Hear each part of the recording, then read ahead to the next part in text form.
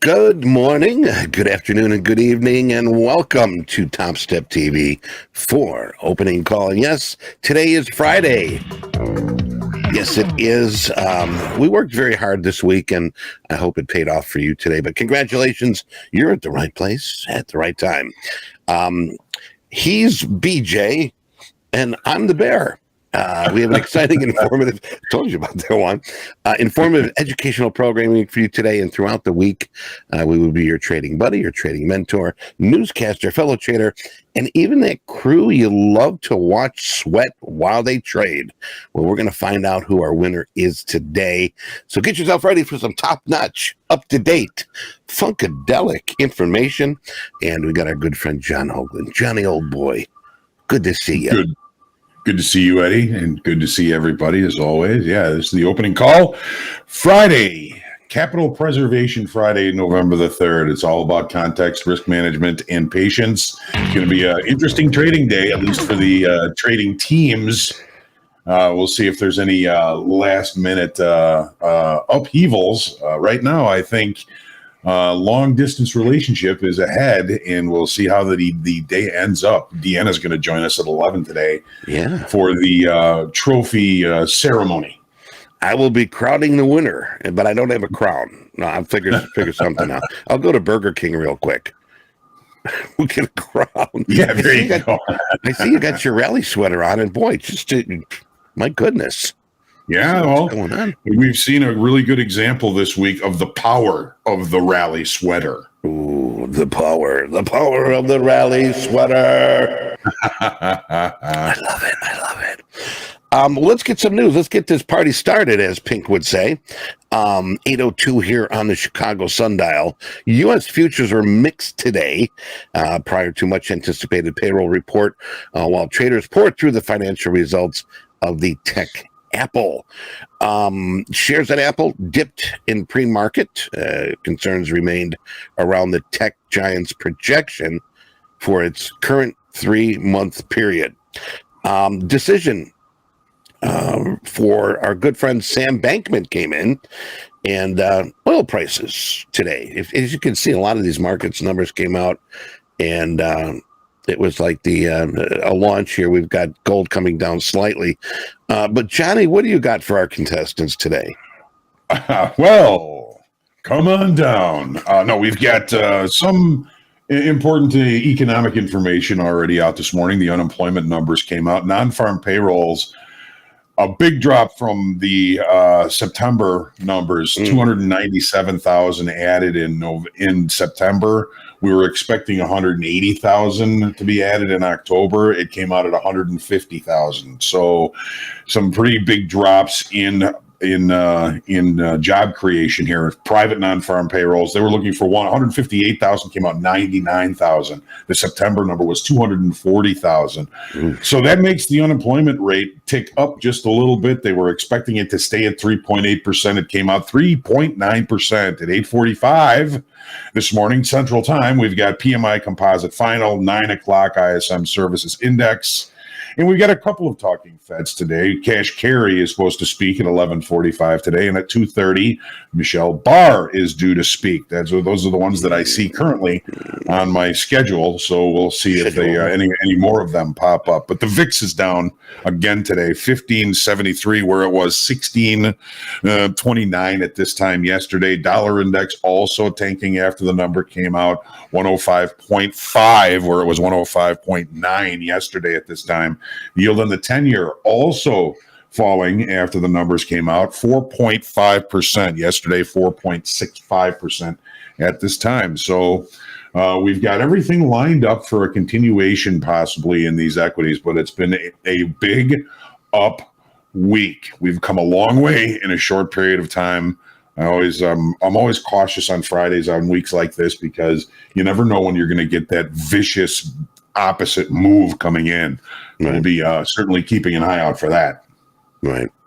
Well, as I mentioned just a little while ago, Sam Bankman Fried, whatever you want to call him, founder of the cryptocurrency exchange FTX, was found guilty of stealing billions of dollars from customers by a jury in New York yesterday. The decision came just after 5 hours and a cheap lunch for the jury and the deliberations, meaning that the 31-year-old Bankman Fried, once considered to be an icon. Was he really? With that hairdo? My God, man. In the crypto industry, may be sentenced to death tomorrow. Ballsy. Stupid, but ballsy. Yes, it was. Actually, he's not going to be sentenced to death. The decades in prison. He had faced 7 charges, one for each of the 7 dwarfs, including wire fraud and money laundering, and an overdue book since 1998. There you go. So put him away. Johnny, we got some time for, I think we do, charts. Yeah, let's we can walk over there. We can jump in here, as always, starting with the daily in the S&Ps. I got to tell you, folks, you probably heard me say it. I've been a doubter of this V bottom all week, because it really just hasn't impressed me that much as far as volume and open interest is concerned, and it didn't impress me even yesterday, although the volume on the New York Stock Exchange was pretty good. Futures were a little bit lower in volume, and we lost open interest, 2,400. So what did we do the day before? We lost 400. We have not seen any big accumulations in any time frame on this big move to the upside, which causes me to worry about it just a little bit. I'm always trying to gauge the auction process and volume, open interest, and delta, although we did have a delta divergence yesterday. I'm looking forward to showing you that. So it's the doubters, I think, that have been fueling this V bottom. I mean, we've been probably seeing traders getting short and getting run over, getting short and getting run over, getting short, getting run over. And even though I've been a doubter on this move, and I've even been wearing a rally sweater all week, I've been able to profit in some way on this 4-day week for me. So I feel like I've done a good job of not getting too biased and just taking what the market is telling me this week. So we got over a 200-point rally this week, and we started here at 41.50 on Monday. We're up at 43.56, so over a 200-point move straight up all week. Can it continue? Looking now at the 30-minute chart, last night the market really just stayed very close to settlement, basically. There was no overnight inventory until the 7:30 numbers came out. We see the knee-jerk to the upside, the potential continuation to the upside. Now look at yesterday, the opening range, the low of the day. We rallied all day. Now check this out. You guys have a lot of questions about Delta. This was the range from yesterday on the 30-minute chart. I know it's a kind of a stark, very bright chart here, but I just want to show you. This is the cumulative Delta that bases itself at 8 o'clock. So the 8:30 bar, we had a move to the upside. We continued to see price moving to the upside while Delta continued to decrease in value or get more negative in value. It got to over 10,000 negative.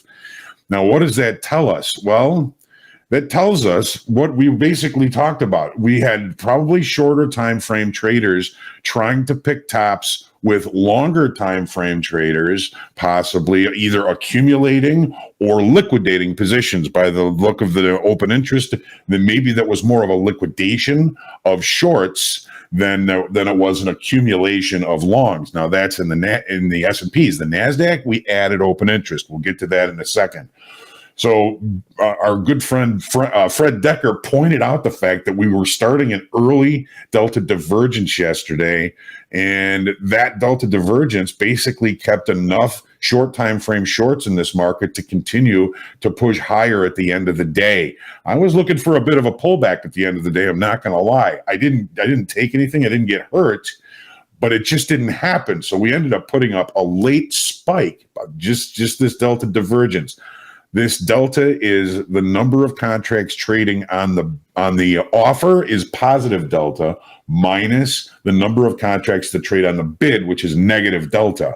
So you have aggressive sellers not able to push price lower. That's the divergence, and that's sometimes when we might be able to sense that there's a longer time frame presence in the marketplace, just placing bids and replenishing bids and getting the short time frame traders shorter and shorter throughout the day. And then typically what happens is we're going to put up that late spike at the end of the day. I was a doubter, didn't get hurt, but so we're going to be opening out of balance again. We opened out of balance yesterday. We're opening with a gap with high probability, which tells me maybe our better trade locations are going to happen early in the session. Yesterday, opening range, the dead ass low in the S&Ps. The best trade location was in that first minute of trade all day yesterday. You could not have had a better trade location than in the opening range yesterday. And I took that because we opened out of balance. Probably a bit of the similar situation today, where we may have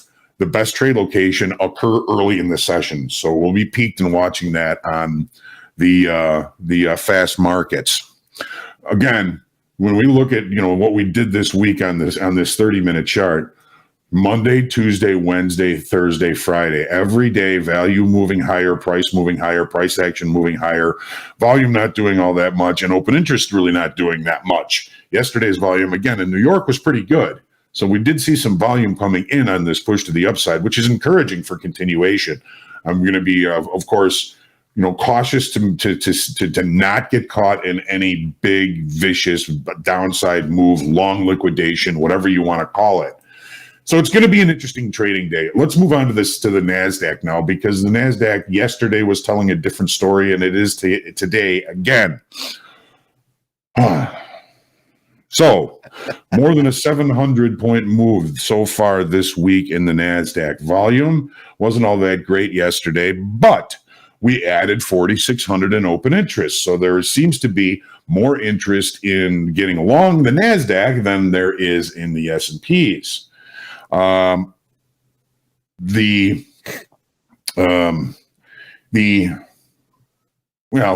could see we've still got some downside structure. We're putting in lower highs and lower lows.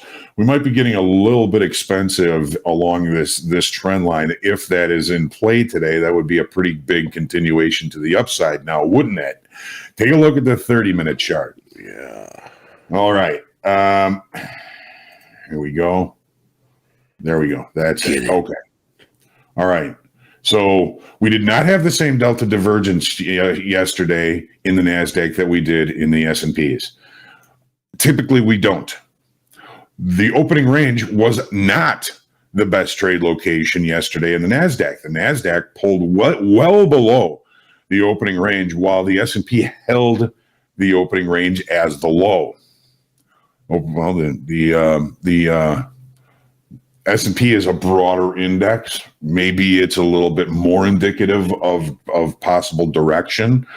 But we look below. The best trade location came after that first half hour, basically. It came down here, turned around, and basically rallied the rest of the day. One of the things that I'm noting here is, overnight inventory was inside the range, inside value all night. We've got our knee jerk to the upside. Looks like with pretty decent probability we should be opening with a gap, which also puts me at thinking maybe the better trade locations are going to be earlier on in this session. Excess low, low excess high. This is indicating that the upside auction may not be quite finished yet, and obviously we've seen the move to the upside. The volatility that occurred after the close yesterday was due to Apple, but it didn't really change all that much. Overnight inventory in range, in value. The 730 number spike, the knee-jerk reaction. We'll see how this all gets digested by traders today, of course. Yeah. The profile yesterday, yes, it was a trend day to the upside. Kind of a small range, 139-point range on a day like yesterday. I thought that the S&P did a much better performance of continuing the range. No late spike. By the way, that late spike, we'll go back and look at that, and we'll see it on fast markets. The S&P's put in a late spike. The NASDAQ put in a relatively weak high here. There's no real good excess on this high here, which would indicate an unfinished upside auction, which seems to be continuing here so far today. Let's get a look now at crude oil. Very good to our good friend Deanna yesterday, which was great. Great to see. Of course it was, yeah. Yeah. So what do? Well, we rejected price below the weekly kickoff low now. We decent volume, not great volume. Crude oil is so difficult to gauge volume because it's such a thick contract all the way into the future. There's so many contract months that do attract volume and do attract open interest. It's hard to read. We lost open interest, 5,300 on this pull back off the low here. We kind of suspected we may be trapping some shorts here yesterday, and that I think is exactly why we had this pop yesterday. We just got too short in short and medium time frames, and we had to cover those positions. So there's that loss in open interest. What does it mean today? Well, I mean, we're showing signs of rejection below weekly kickoff low. If we were going to look at this whole thing as range, failing on a breakout at the low would mean a rotation back to the high. It's a pretty bold statement, but that would be a general kind of rule that I would look for. So thinking I'm still going to be looking for opportunities to buy weakness in crude oil. So it's heading for its second straight down week. But is it, how bad is it going to be this week? I mean, so overnight inventory basically kind of flat to a little bit long. The opening range looks like it's relatively close to the high of the session, bringing price back into range and back into value. If we do get a value area special situation play, and this is what Deanna told me she was successful with yesterday. The market opened out of the value area. When it started to show signs of acceptance inside the value area, she caught this long, probably looking possibly to the other extreme of the value area, which is way up here on this chart. I don't think it looks that way on every chart, but she caught a nice long off of that, which was great to see. Overnight inventory is now adjusted. There is no overnight inventory anymore. Opening range looks like it's the high of the day. Let me double check that, and it is. So, the idea to look for weakness to buy with the opening range at the dead high of the session here, it puts me off a little bit. If I'm going to be looking for opportunities for longs, I'm going to need some sort of structure in the day time frame or something to lean on from yesterday. If we can't accept inside value from yesterday, that might be an opportunity for me to look for a potential long. Any sign of acceptance back inside value from yesterday, all long bets are off, especially with the opening range at the high of the day. As a general rule, when the opening range is left at one extreme, I try and trade to that direction. So my idea of looking for opportunities to buy weakness is getting a little bit put off here, isn't it?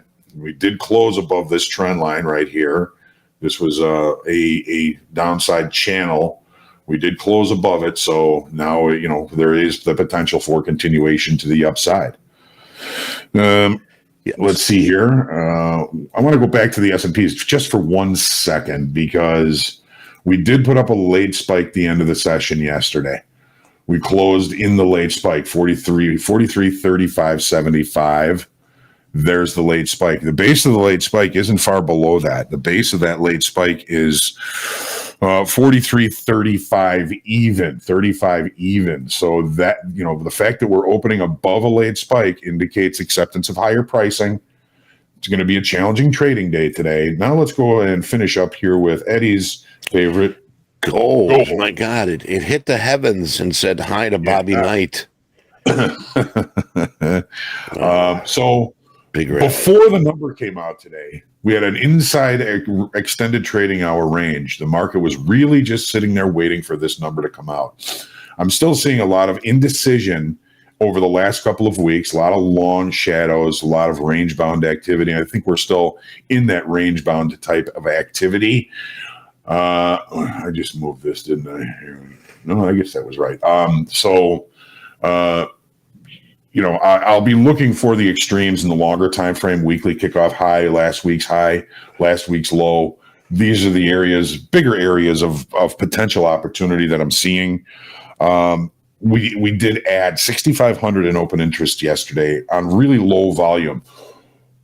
It has me questioning what's up with that. It was a narrow range. It wasn't really a big opportunity yesterday. And how did we add all that open interest? Somebody has placed some bets, and I'm looking for this market to seek new levels, which it currently in the daytime frame seems to be trying to do. Here's that 30-minute chart. There we go. Okay. So, yesterday, inside range from the previous day, basically inside value for the session. In essence, I mean, what happened yesterday was really just in repair of what happened the previous day. We had two distributions of volume. The market traded to both of the high volume nodes of those two distributions of volume. There's excess on the high. There's excess on the low. So the market really attempted in both directions and failed in both directions this day, and that proved to be continuing to be true here. We do have new information. The market knee-jerk higher seems to be coming back. There's a little volatility here, and again, I think that this market is ready to go seeking new price levels to facilitate trade. I don't think it did a very good job of facilitating trade yesterday with the volume as low as it was. We'll have to see how this plays out. Have we accepted above the excess from yesterday? Not really. I mean, we did the 30-minute bar, the 730 bar close above it, leaving excess. We have excess on the low before the number. I'm going to be probably cautious, looking for the initial balance to form before trying to get into anything here this morning with that when that number came out at 730. Pretty good knee jerk. We're above value. We're out of balance. The daytime frame. Be cautious. It's Friday, and it is Capital Preservation Friday. We don't want to get biffed up here at the end of the week. So make sure you're humble, grateful, creative, and centered in your trading today. Take a deep breath, stay calm, cool, collected, and have a good trading day and an excellent weekend. Oh, and we cannot forget, please pray for peace. Pray for peace. Yes. Well, while you were talking, John, Cruz just fell out of bed. But anyway, it's the ninth inning. It's the third quarter. It's the fourth quarter. It's halftime. It's the second quarter. It's match set. It is the last day for our competition today with the Chi-City Locals versus the long-distance relationship. Smokles. Holy smokles. We're falling down here in I mean, if we're thinking about falling back into range and value from yesterday, it looks like a pretty good chance. Opening range, the dead ass high, 164 tick range so far in the regular trading hour session. Bang! Wow. Bang, bang, bang. Well, I hope Deanna caught that. Well, let's take a few minutes here. I need to get another coffee here. Get yourself your favorite beverage. We got lots going on today. And we're going to take a break here. Fast market coming up with the usual suspects. We'll be right back.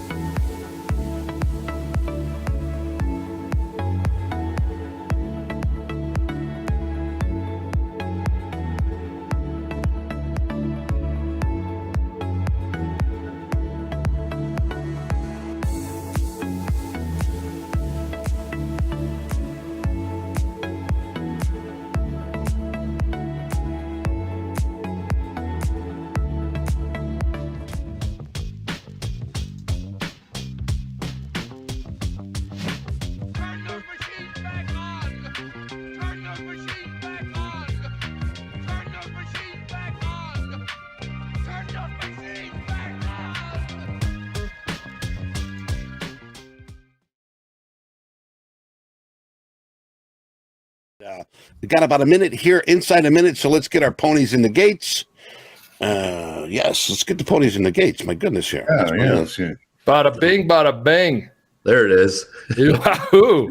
Man, I'm emotionally taxed this week, but hey, It's been a week. We're gonna finish strong, Andre. Shy City locals. Let's go. We gotta come up with a hand signal or something. Well, what? Be careful. Here. What? Here's the hand signal for long distance relationship. Oh, look at Hogue. There you Look go. at Johnny. Only because you have a daughter and she knows Taylor. All right, here we go, folks. Oh, We boy. are on the board. Oh, is that a Taylor Sound Swift effects thing? are not That's a working. Taylor Swift thing, right? I had Ding, no ding, idea. ding, ding, ding. Morning, folks in the chat. Morning, all the viewers. Morning, Yeah. morning. GM. Friday, let's go. Let's get it. GM. All right. Yes, watch these markets. How low can you go? I don't know. That's a question here with Golden Crude.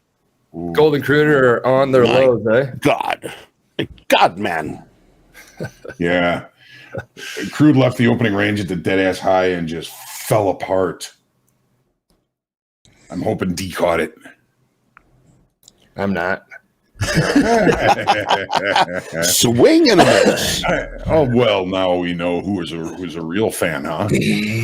We're all teammates of sorts. You'll be finding out who I'm going to add to our team, Andre. Oh, I know. I was there for the recruiting pitch. I was out recruiting yesterday on the Recruiting phone. like Jim Harbaugh out there, man. Oh yeah, buying people cars, all that shit. Nick Saban shit, dude. As long as you don't steal any signs, you'll be okay. Yeah, I don't think there's ever. Well, I don't know why there's a problem with stealing signs. Hey, I don't John, get what it level? either. I don't get it either. Yeah, I don't get it either. Who cares? Yeah. Well, we got a poll here right now. Will crude right. continue Okay, dropping long or recover? S&Ps. You're long S&Ps? Yeah. This is the Hogue special. It's the opening range trade. Do you like fries or hash browns with that? Where, Hogue? Uh, A little quiet, Jack. 43.62 quarter. Well, get out of your position so you can help me with my levels. Yeah, you know, let me just- Stop making money for yourself. He is throwing a fastball right down the middle. Throwing next pitch, fastball. Okay, Michael. Just like the S&Ps, we're opening out of balance, out of the range from yesterday. We're opening with a gap. The opening range in the NASDAQ has broken. It is now at the absolute low of the session. The low of the opening range is 041. 041 is the low of the opening range. You know, we've been think about what we did all week here. We've been rallying. I'm in a position. I'm short from 74 Okay. halves. All right. Okay, all right. 74 halves. 074 halves. right. This is a level that Kyle was talking about, I believe, yesterday. Target level, all right. Man, you want to talk about having a day. Kyle. Oh, I had a day too, Andre. It just wasn't the same. It was definitely a day. It was definitely a day. All right, I covered that. Light and tight. Excuse me. Gotta warm up those vocal cords. Okay, already we're seeing a potential delta divergence. Yeah, help me out now. What were you talking about? Well, I mean, with the opening range at the low of the day in the S&P and the NASDAQ, I'm only thinking longs. So there is already a delta divergence kind of forming very early in the session here in the S&Ps. In other words, we're at the highs and the delta is negative. We're at the highs and delta's negative. So that is the possibility of longer time frame participants placing bids and replenishing those bids and getting the short time frame traders short the way they did all day yesterday. Sure did. With the opening range at the low of the day, Delta kept getting increasingly negative as price continued to push higher. I mean, that is just textbook Delta divergence. I mean, that's somebody bigger than the short time frame community, either liquidating or picking up a position. Now, we lost open interest in the S&Ps yesterday, which is a little bit confusing for me, but I still got the rally sweater on. The rally sweater is on, so we're holding longs as long as we leave that opening range at the low of the regular trading hour session. That's helpful. Thank you. So Kyle's level is right around here. He crushed you yesterday. Yeah, he did. Yeah, he did. Big player, long-term player. That was wild. Long time frame traders. He said we're in here. Man's a shooter, man. Shooter. We'll get an update on him and where he's at. If anybody's got one, please share. Well, we have a bigger update for later, but I can tell you what his P&L was for yesterday. What was? Know where he closed it out? I think yes, I do. What you got, Jag? All right. Kyle finished the day yesterday up $41,550. I'm just like tired of everybody doing so awesome. It's so great to see. Yeah. It's just incredible. I love it. Because I still want to do that. I think we all do. Yeah, and, I'll take 1/10 of that, 1% of that. It's been a long time since I had a day like that. Yup. He put up 66, whatever, a couple whatevers ago. Yeah. Amazing. Well, we got a little recovery here in gold and crude back on the bull. And the poll we had in the chat room was, we're going to see a bounce, or we're going to see it break. And I think we're seeing that bounce right now. 15. What is it? I'm trying to get my levels. And man, Okay. Hook said long time frame. Your brother's calling everybody and his sister earlier in the week for Merrill getting in those levels. Actually, I called him, and those were just. Yep. He's like, when do you want me to pull the trigger? So my trading ass goes, let's just wait another day. You thought we were time this 10-year trade. You thought there was more room to the downside. Yeah. You perfectly timed this 10-year trade. There's a lesson in there somewhere. That's the same lesson I've been doing as my whole trading. I've been getting either hesitating or missing trades. Perfect entry. Yeah. We got some time. Let's bring in the leaderboard, the update here, and see where we stand. How much work we got to do? Oh boy. There it is. Top Step Team Trading Scoreboard. Michael Patak yesterday, bringing it back a bit. And a nice recovery, even though you're down 16. Andre up 780. John Hoagland up 737. And the star of the day, getting the MVP award, Deanna Angelo, 3,340. So right now, cumulative P&L, Shy City Locals, 1,175. Long distance relationship, 175,000. No, 6,065.50. So we got some room to make up. We got some room to make up here, Michael. Yeah, we will. We will. Now remember, you can trade up to 15 contracts, but I don't think we're going to do that. Yep. People are always like, well, you can just load up at the very end. Yeah, but then you screw your teammates. So we're gonna find that out when we have teams of 5, and we're all kind of doing the exact same thing. You don't want to screw your teammates by going, crushing the day in a bad way, getting crushed, let's just say, because you're being stupid. So just keep trading your trading plan. To all you funded traders that we're going to be inviting to be drafted onto the next few teams that we're adding. Shy City Locals is going to stay, Hogue. I don't know about long distance relationship. Okay. Even though you guys are probably it's the front runner right now. But remember, we've been the underdogs all week long, especially when we did that poll at the beginning of the week. Underdogs do crazy stuff at the Hail Mary. I know. That's what I'm wondering. What's going to happen? Is there going to be a last-ditch effort here this afternoon? Well, I know. I'm going to have a little huddle up and put myself on mute and call Andre and strategize a little bit more here shortly. Well, Dee's going to be with us at 11 for the trophy ceremony. The trophy ceremony. I thought it was I was going to crown you guys. I don't know. Whatever it was. One thing, when I would talk to traders in coaching, and they would be very close to their reset, they would sort of do what we're talking about, sort of, trade to an extent that is not in on their level. Yeah. Which was, I can see the reason behind it, but the thing is, you don't want to do that. You want to, the best remedy for something like that is start trading micros. If you're getting close to your daily loss limit, all right, or the account loss limit, I should say. Trade micros, man. Show yourself that you can do it. Don't throw the towel in. Yep. Test yourself. Challenge yourself. Yeah. You'd be a better trader for digging out of a hole like that. Hell yeah. I mean, it sounds like, oh man, I don't, but challenge yourself. That's what this is about. So, yes, indeed, ladies and gentlemen, as you can see, as John mentioned, we're going to be having Deanna joining us around 11 o'clock here. But one thing I want to mention is, speaking of competition, we're going to get this started in 2 weeks instead of on Monday. And I was talking yesterday about the team trading competition.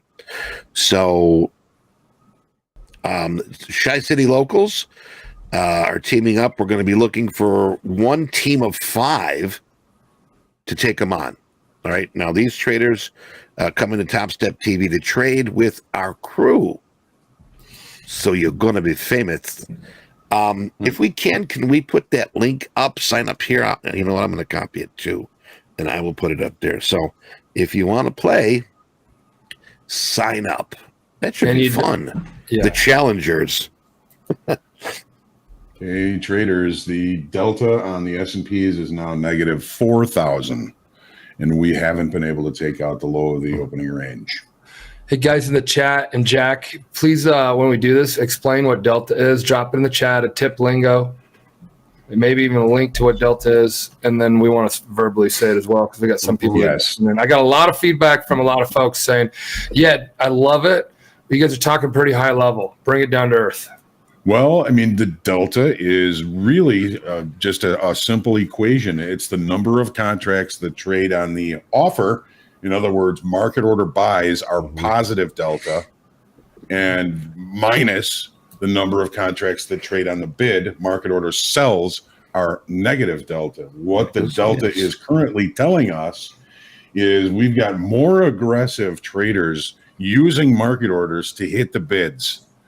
So wouldn't it make sense then that if that's the case, price should move lower? You got more aggressive traders hitting the bids, price should go lower. When it doesn't, there's somebody else there. There's tools that the longer time frame traders use to hide their activity, and watching the delta the way we did yesterday. Thank you again to Fred Decker for pointing that out to me yesterday.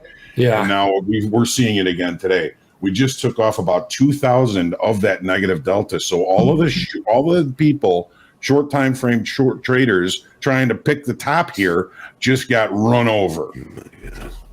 And we still have negative delta. We're down to about 1,000 in negative delta now. So as soon as that delta kind of exhausts itself, I'll probably get out of this position. We're still seeing a lot of liquidity above. So you see here, you got 366 on the offer at 70. Look up here, you got 458 on the offer at 75. Notice how they're doing it on the 5s and the evens. That's what they did all day yesterday. Okay. Good stuff, Jack. Thank you. All right. PMI and 2 here. So coming up here, let's watch for a number. We have a 50 period moving average on the daily coming up here at the 05 area. 105.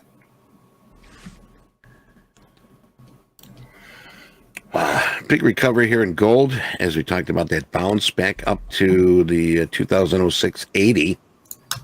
So grabbing a bunch of those sellers back here again. Yeah, we are in the S&Ps too. We're starting to build that delta negative up here now. We're back up to negative 1,300. We were down to about negative 800. We still got top pickers here. Look at this. Look at this. Yeah, interesting. I should have put on 10.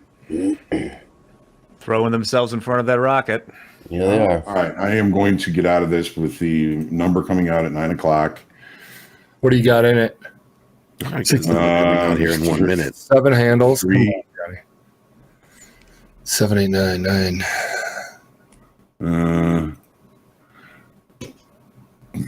7 handles on it. Yep, we're still negative delta.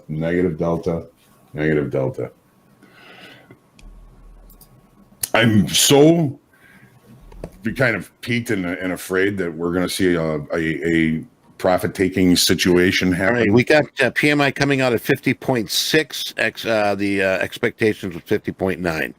S&P Global PMI for October. Sorry, John. Oh, that's right. $333. $333 right now.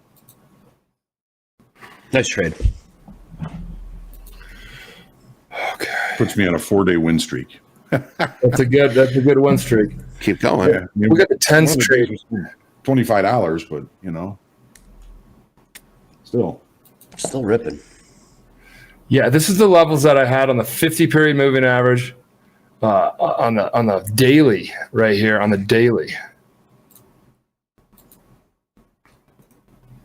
But then you also have this crazy. Here it is. Here's the daily. There it is. 50. Damn, look at that bottom. Yeah, I've been a doubter of this V bottom the whole time. Yeah. The only reason this has happened this week is because I'm wearing the rally sweater. What happens? What do you wear when we break? Like you go like commando? I have a black cardigan that I wear. Oh, okay. Hey, we got a poll in YouTube chat of the top 4. What do you trade? ES, NASDAQ, gold, or crude? Oh. You can only vote for one. I know what the answer to that is. Cha-cha-cha. We want to see what other people are trading besides you gentlemen. Yeah, nothing, man. Nothing yet. Still early. Yes, it is early. It is Friday. So we've pretty much exhausted all of that negative delta. Negative 4,000. We're down to negative 300. So all we're going to see if we continue to build new negative delta up here. If that's the case, then buyers are still present. Not selling it. Michael, you and I were talking yesterday about the end of the day yesterday. Yeah. And if we were going to see a big pullback, man, I had my finger on the mouse 15 times. I didn't do anything, and I'm glad I didn't. No, yeah. No, I traded like an asshole yesterday, but by the end of the day, man, my low water mark 7,200 or something, some stupid ass. I was so just upset with myself. But oh shit, how the hell did I get that? Yeah, there's still liquidity upstairs. No, man. I had working orders in there. Still moving north. Yeah. Then I brought it back to down 1,700, which takes away my Tuesday. So I don't have a Tuesday, so I think I'm only up like 1,700 for the week. NASDAQ, 57% trade, ES, 35, crude, 5%, gold, 2%. What's up with that 2%? Dr. Hack, you did too? Me too, huh? Man, look at this. Yeah, yesterday, but then I caught it. I, again, got stupid and put an 8 lot on. Still like the position. You're gonna get caught. You're gonna get caught on those. I did twice this week. I got myself into a position where I either overtraded and had a good day, and then yesterday was I put on too much size and moved my daily loss limit and had a bad day. But in my opinion, that was a good day. How deep in the hole I was. So needless to say, you will get clipped on that, and I will get clipped if I keep playing that stupid game. Yep. 10-year yields are at 4.5 on the money. Mm-hmm. That's a big story going on back here. They have come in so much this week. Totally different thoughts about what the Fed's doing going forward. I think that the bonds looking out are looking at maybe a cut a month earlier next year. Huh. So What? there's room to the upside. Okay. Dang. Man, that was a good buy if you were a long-term player. Yep, couple days, like how many days ago? Monday. Sunday reopen. Sunday reopen. Yep. So, Fridays when I talk to Rich, and then he's because he's like we're talking to a lot of our clients right now. Yeah. I'm like, man, all right, Rich. Floppy, that survey link pinned to the top, that is for our trading competition. If you want to join that, by all means, fill that out. And you're going to be taking on the Tri-City locals. So those that are just logging in, this is going to be fun.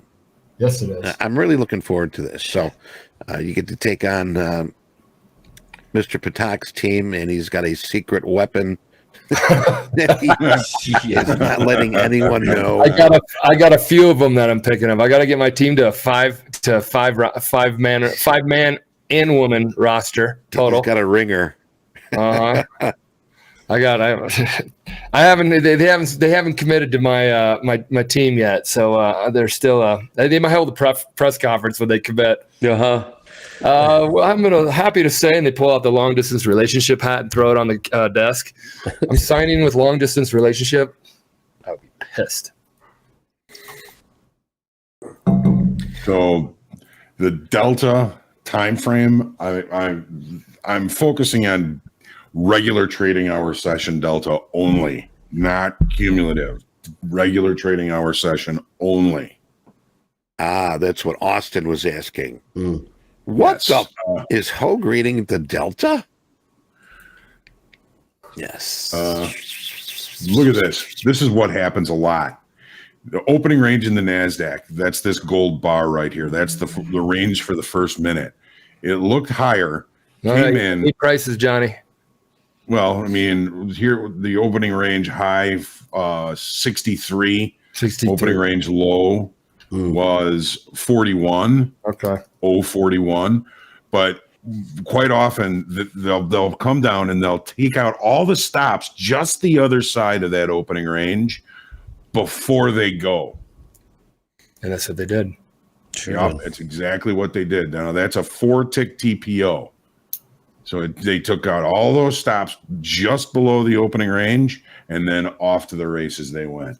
Did not happen in the S&Ps. The S&Ps never really even went back inside the opening range.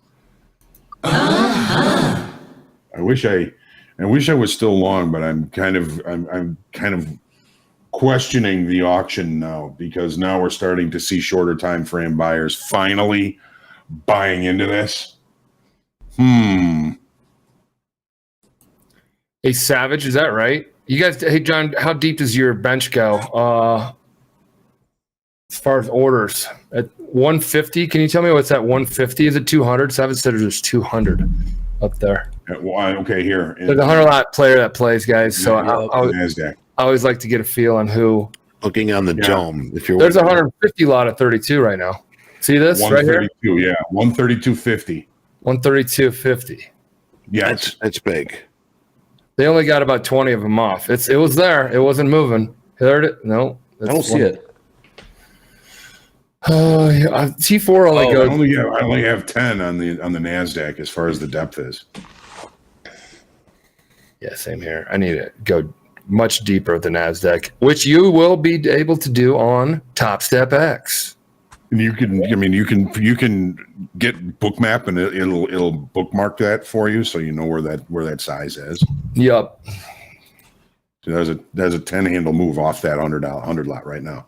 Yep. It didn't get filled though. I'd say about 50 of them got filled. You guys want to? Okay, yeah. What's Topstep X? You say, Ro? Oh my God. Topstep's got a new trading platform that is pretty damn badass. If we have any highlight, if we have any highlight videos or anything from it, please drop it in the chat. If we have a landing page for it, please drop it in the chat. But it's pretty badass. It has trading view charts built into it. It has copy trade built into it. It has TopstepTV built into it. It's you can use it on a Mac. It'll be a mobile. It's web based. You can put the bracket orders that manage your position. Risk X to make X. The dome has your P&L in each price level. So if you have a position on, it'll tell you at each tick level what your P&L would be. And that's just the TopstepTV button. It's a Topstep TV button. That's just the very, very beginning. It's pretty cool. Version 1. You can order lunch from it. No, it's cool. No. Order lunch. It makes your lunch. Yeah, really. All right, ham and turkey sandwich, please. Well, I'll make you chicken dinner, right, Andre? Chicken. Looking for some chicken right now. Looking for some chicken.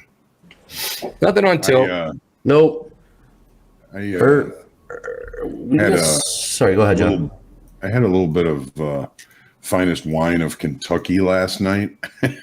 Well, it was Thursday. Oh, wait a minute here, boy. I say, boy.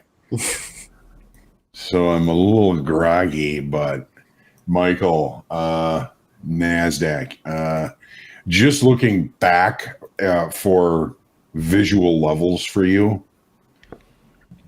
15,150. There is a naked volume point of control poking out right there. 15,150. Big fat round number. Okay, got it. 15,150. Okay. Now above that, there's a gap that takes us all the way up to 15,506.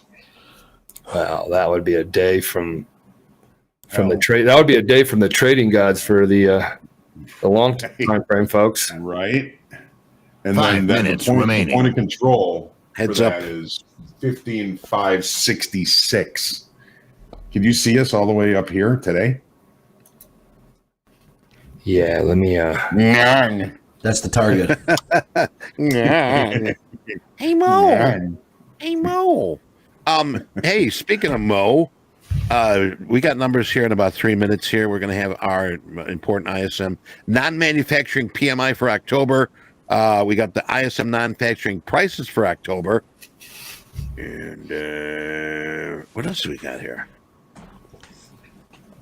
Yeah, so we just got some numbers coming out here in about 3 minutes.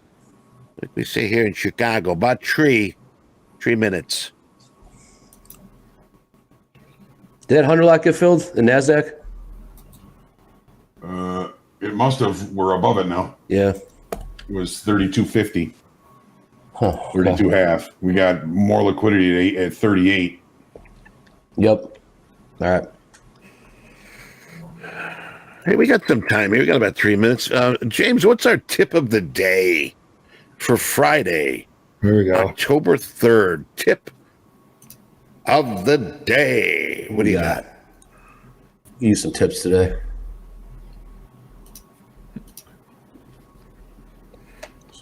There it is. Tip of the day, be an athlete. Yeah. Where'd that one come from? Drink heavy and get paid money. We are athletes of the marketplace. You have to stay strong. Tip, huh? You have to stay solid. And you have to compete at a very high level in this marketplace. No shit. I mean, this is some heavy competition. Yeah. Andre, when you're laughing, Traded smart. yeah. Andre, when you're laughing, it does seem like you're laughing at the tip, but I know exactly what you're laughing at. I just know the origin of where that came The from. origin of this. My buddy, There was a and I friend don't- yelling at us. I didn't give this tip, but I've said this tip 100 times. My buddy, he's a really good skier. When I was first learning skiing, we were up there at the very top of the mountain. He's like, let's go hike to the back. I'm like, dude, I just started skiing. He's like, come on, be an athlete. That was Pick it up. Let's go. And we went back there, and it was the worst experience ever. It was deep, and I'm a snowboarder, so I was just starting to get into skiing at the time, and it just took away our whole day. It's just like, because your legs are shot. And he's like, be an athlete, come on. And it's just wind is blowing while he's turning around, holding his skis, waving me up the hill. That's like an hour hike. And then it was the worst. Right when you get up there, then I'm like, just kept getting stuck. And you're sweating your ass off. It was, so that's where that came from. That's why Andre's laughing. He was there. I remember that piece of advice being yelled at you. Well, good stories come from bad decisions. Pretty much, yeah. Pretty much. I would say so. All right, inside a minute here for these numbers. If you got a position on, check it. If you don't want it, you better get out of it.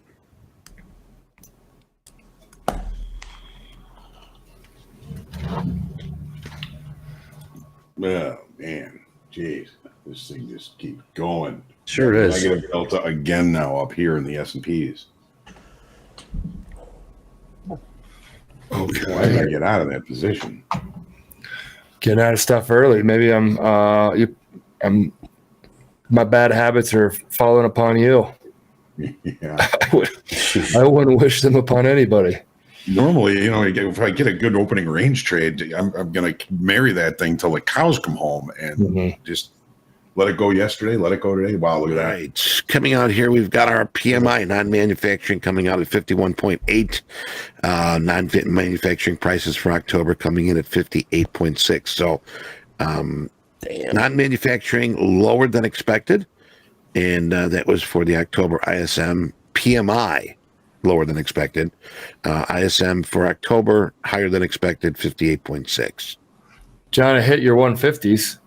Yep. Hit 160. Yeah, I hit 160. Yeah.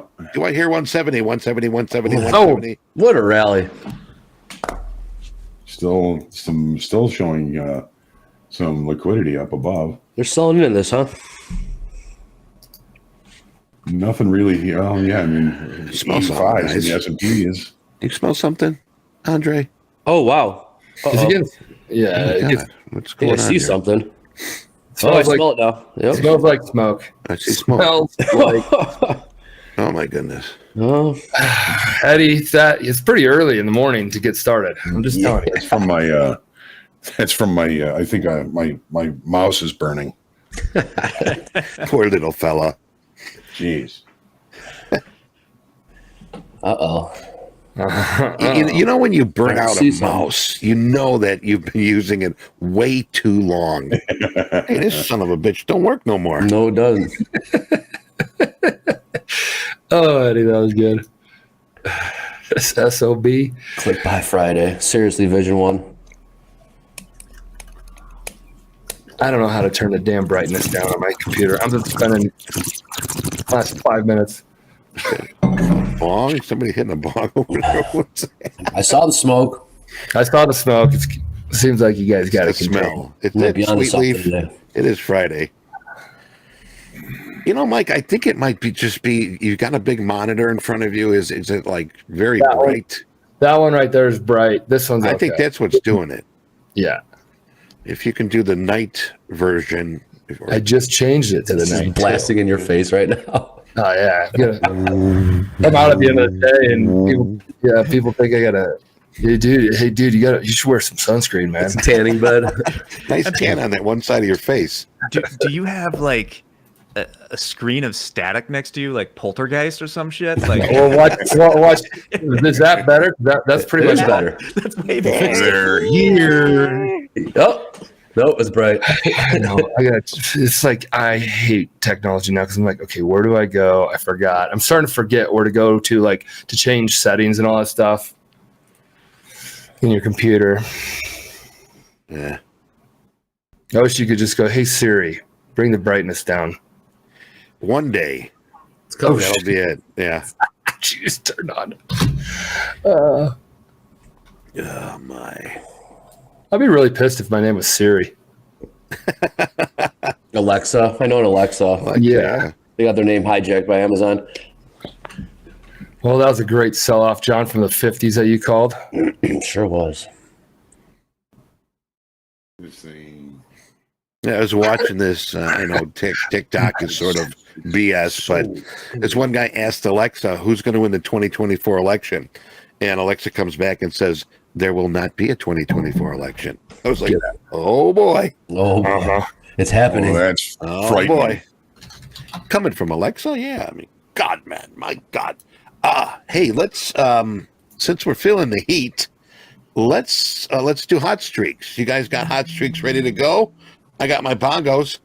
Massimiliano. Let's do Take it. a look at our hot streaks for today. Well, Oh, there it is. You called it, Andre. Yeah. Massimiliano, but I don't think they're trading. 26 haven't days been. is still, maybe they went on vacation. There you go. Maybe we need to do a safety check. You got the address? Safety Eric check. S, 15 days. Blake B, Blake B, 14 days. Is that it? I think that's a new name. Seth D. Did we have him yesterday? 14. Okay. And our good friend Daniel Boone with 13. Daniel So, Boone. Danny Bonaducci. I can Oh, things Bonaducci. Wow. about this. Is he We trading the right lost- market? Yeah, so Massimiliano still needs to start a live account. I feel like we're maybe putting a little too much pressure on the first day. Oh, we have. Yep. But we lost Prince B yesterday at Prince. 18. And Seth is new, but that's just because he's been trading this account a long time and just popped in June 26th is when this streak started.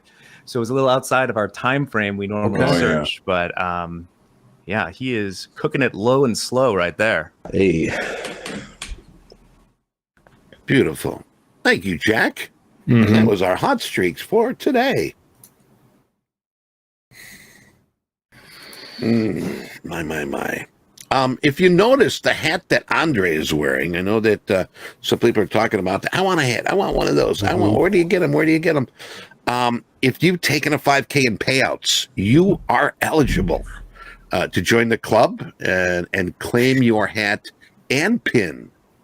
So you get a hat and a pin. The pin is, I don't know if we got a picture of that, but it's pretty cool. So we're only giving these out to the TopstepTV viewers, as you are, who have taken the 5K total in payouts. Now, you got to get the payout to get the hat and the pin. So you can't get them anywhere else. Claim your hat by filling out this form if you have that 5K payout already. So I'm going to post it in the room. Get that hat, man. The hat's badass. Hey, we got Tilt getting a little Tilt's heavy here. getting a little We heavy. haven't talked about that in a while. Long. Short. Short. Here's the pullback. Go with a running play. Got a poll in the YouTube chat. Do you like the dark or the light background on your charts?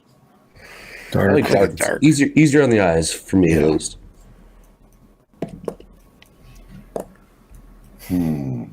What do you think, John? Yeah, I just got long, John. What's that? I'm trying to think. Yeah.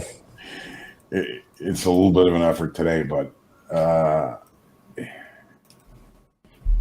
mean, Andre, you still got negative. But nothing happens. Okay. Yeah, right. You got negative delta again here. We're negative 6,000 in delta, but we're coming off those highs pretty good. Yeah. Sorry, Jack. Looks like we're heading, back to a low volume area here. Here it is. So here's volume, right? Okay. Low volume. This is where we accumulated up most of the negative delta that caused that first push up. Mm-hmm. And when we exhausted the delta, that's when I got out of that long. But now, we're still holding higher. We've got negative 6,200 in delta right there, if you can see it. What level, John? And so the low volume node that I would be leaning on is from 43.69 to 63. Oof. Okay. It's a big area If we can get there, yeah. of low volume, right?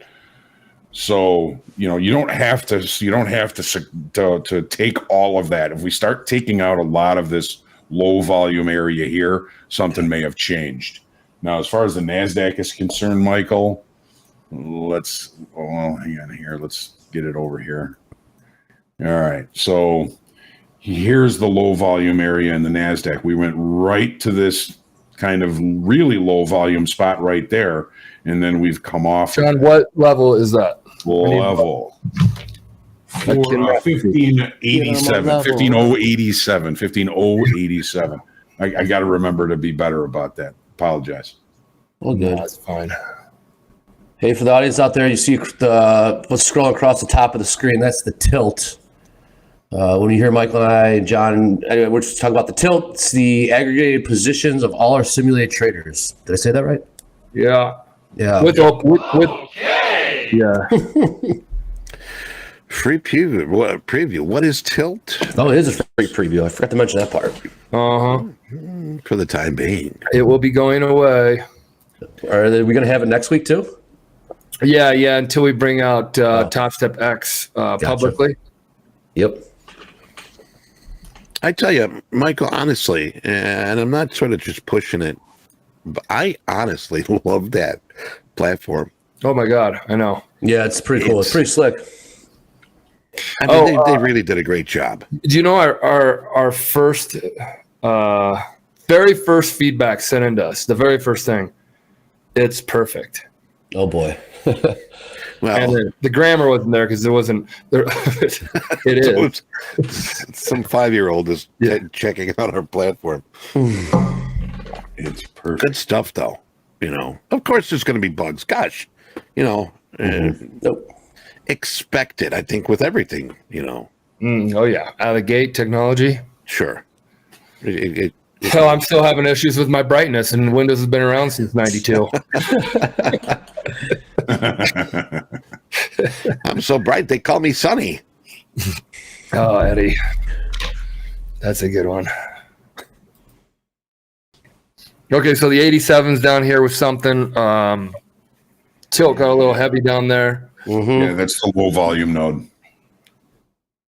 For those volume nodes, Mr. Hogue, a few questions are coming up. You using Sierra charts for that? Well, I mean, this is CTS-T4 platform.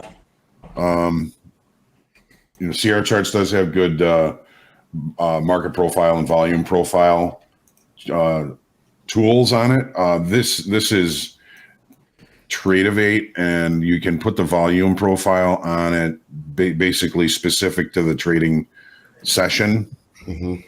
So here's today's session right here. So in the S&Ps, here's that low volume node we were just talking about, from like 69 down to 63 right here. So if the market is going to continue to push higher, I want it to hold above this low volume node. Here's the NASDAQ. This is kind of a stark platform, but I can always switch it to dark.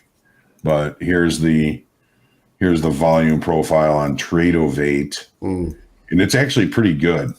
So here's that level, Michael, 85. There's that low volume node we were just talking about right there. 85. Show me that one more time. 85, right there. Okay, that's Right where it there. came from. Yeah, it kind of came close to it, kind of on the volume shoulders where you want to get in.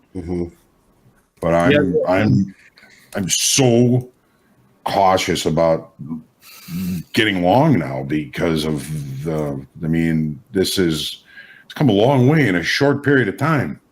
Sure has. Hey, Andre, Ronnie's asking, why'd you go long at ES at 43.71? Please elaborate. Tilt was heavy short, and then saw a pullback in this with the bullish news from earlier today. Figured that the trend would continue kind of like it was yesterday. Delta divergence was building up, like John was mentioning, so there's a couple indicators that maybe there's some more room to the upside. I'm still long.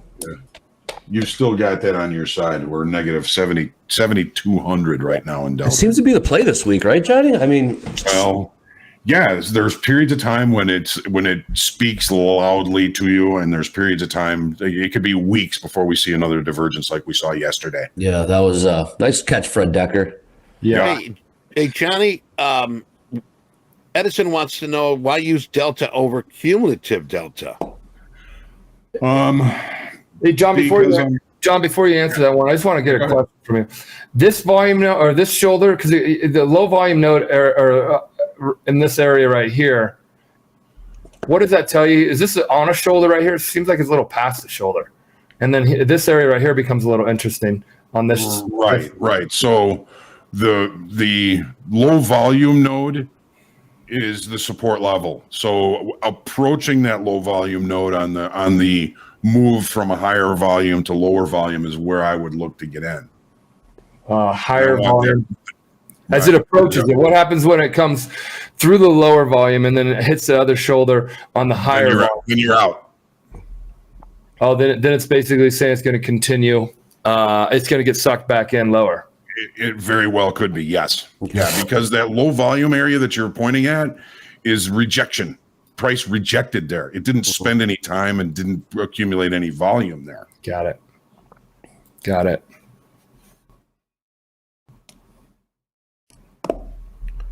Got it. Tilt fizzle out. Hey, so guys, when we talk about low volume nodes, when we talk about all that kind of stuff, let's also put that in the chat. Let's keep all the stuff going. So those few, I mean, I had my nephew calling me yesterday and saying he tunes in while he's at school, and he's like, I love it. He's like, but I don't really understand it. I'm like, what don't you understand? He's like, the terminology when you guys say these certain things. Like even when I said lights out yesterday, Yeah, like, lights out. that. Yeah, lights out. Somebody goes, "What's that?" We got to put this in here. So, Robert, UFO. welcome back, Robert. I like you on the chat and the cryond. And then Jack, if you can help on that one, let's keep these going for all the noobs in here to become much more experienced, shorten their learning curve. How about that? Yeah. That's. I mean, the longer you're here, the more you're going to learn. The more we're going to learn. Right. You know, there's a lot of kind of trading colloquialisms that we use here, you know, ticks, handles, dimes, dollars. These are all things that we've learned over the years, and we want to get everybody kind of up to speed so we're all speaking sort of the same language. And then we'll all have a really good understanding. Yeah, I'm seeing questions about low volume nodes. I'd like to direct people because Hogue uses a lot of terminology from Market Profile, and he has a masterclass you can find on our YouTube. We'll drop a link in there. But Hogue, if you want to quickly touch on low volume nodes, I don't want to step you or the master. No, it's okay. So I'm more of a Market Profile guy. The Market Profile is really the tool that I've used over the years to put context over the market, right? So here's Hey guys, I just caught. Sorry, John. I caught the 78 up to the 98. Yeah, I got stopped out, guys. Nice. I picked up 1,000. There you go. You got one there? Oh, knocking on the door here. Bottom of the ninth. Those 78s took one tick heat or one handle or whatever. Nice. 30. Unreal, man. Nice. Did you get stopped out right when I got in? Yeah. Around there? Yeah. I think you were a little early, but at the same time, I thought you were going to be okay. I thought it'd hold up. That's why I was talking to John about that volume node stuff around that shoulders and all that kind of stuff, because I like you got taken out, huh? Fuck. Yep. Sorry. It A little happens. under the breath, but if you heard that, I apologize. It happens, man. It happens.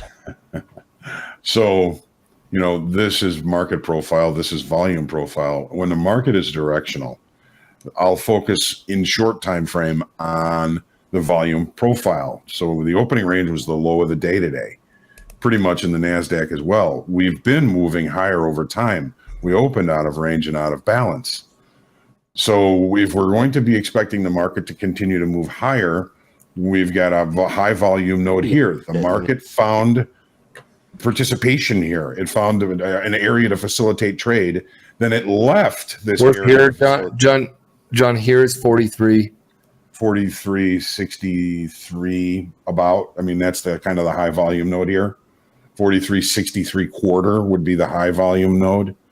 Then the price left this area swiftly and didn't accumulate any volume as it did so until it started to range higher. Oh yeah. So this becomes an area, as we were just talking with Michael about, of rejection. Price rejected the lower area, moved quickly, and is now showing acceptance above that level. So this low volume node, which there was very little time and very little volume exerted here, becomes a support level for a continuation move to the upside. Unfortunately, the 69 to 63 was a large area of low volume and little time of rejection. Unfortunately, that kind of expands your risk, because you want to try and let price come all the way through the low volume area here before you decide that the trade is no good. I did say, if we start taking out a lot of the low volume node, then things may have changed. But the real point of invalidation would be on the other side of the low volume node, which puts us right back down into here around 64, 65. Okay. That's some good diagnosis. And again, I don't really look at volume profile for anything else other than to get into a directional move. Everything else I'm looking at market profile. Thank you, John. Mm-hmm. See, I mean, this is, there's a million ways to skin a cat, right? I hate that colloquialism, but if there's something that you can add without kind of expanding too much of information, right? People are looking at fibs, they're looking at this, they're looking at that. When you see a fib level that lines up with a low volume node, that's giving you that's giving you the same signal from two unrelated products or tools. Those can be powerful levels for you. Definitely. John, I think this is helping a lot of people pass. Paul just passed the 150K combine just Nice. now. Hey guys, can we put a poll in here? Has TopstepTV helped you pass a trading combine, stay funded, and or get paid out? Like all, just yes or no. Has it helped? Just helped. There you go. Ooh. Has Topstep helped you in your trading? Maybe that's even easier. See, J-Man passed today too. No, we'll do a poll. You guys don't have to put anything. We'll do a poll. Pull it up, guys. PULL, the POLL.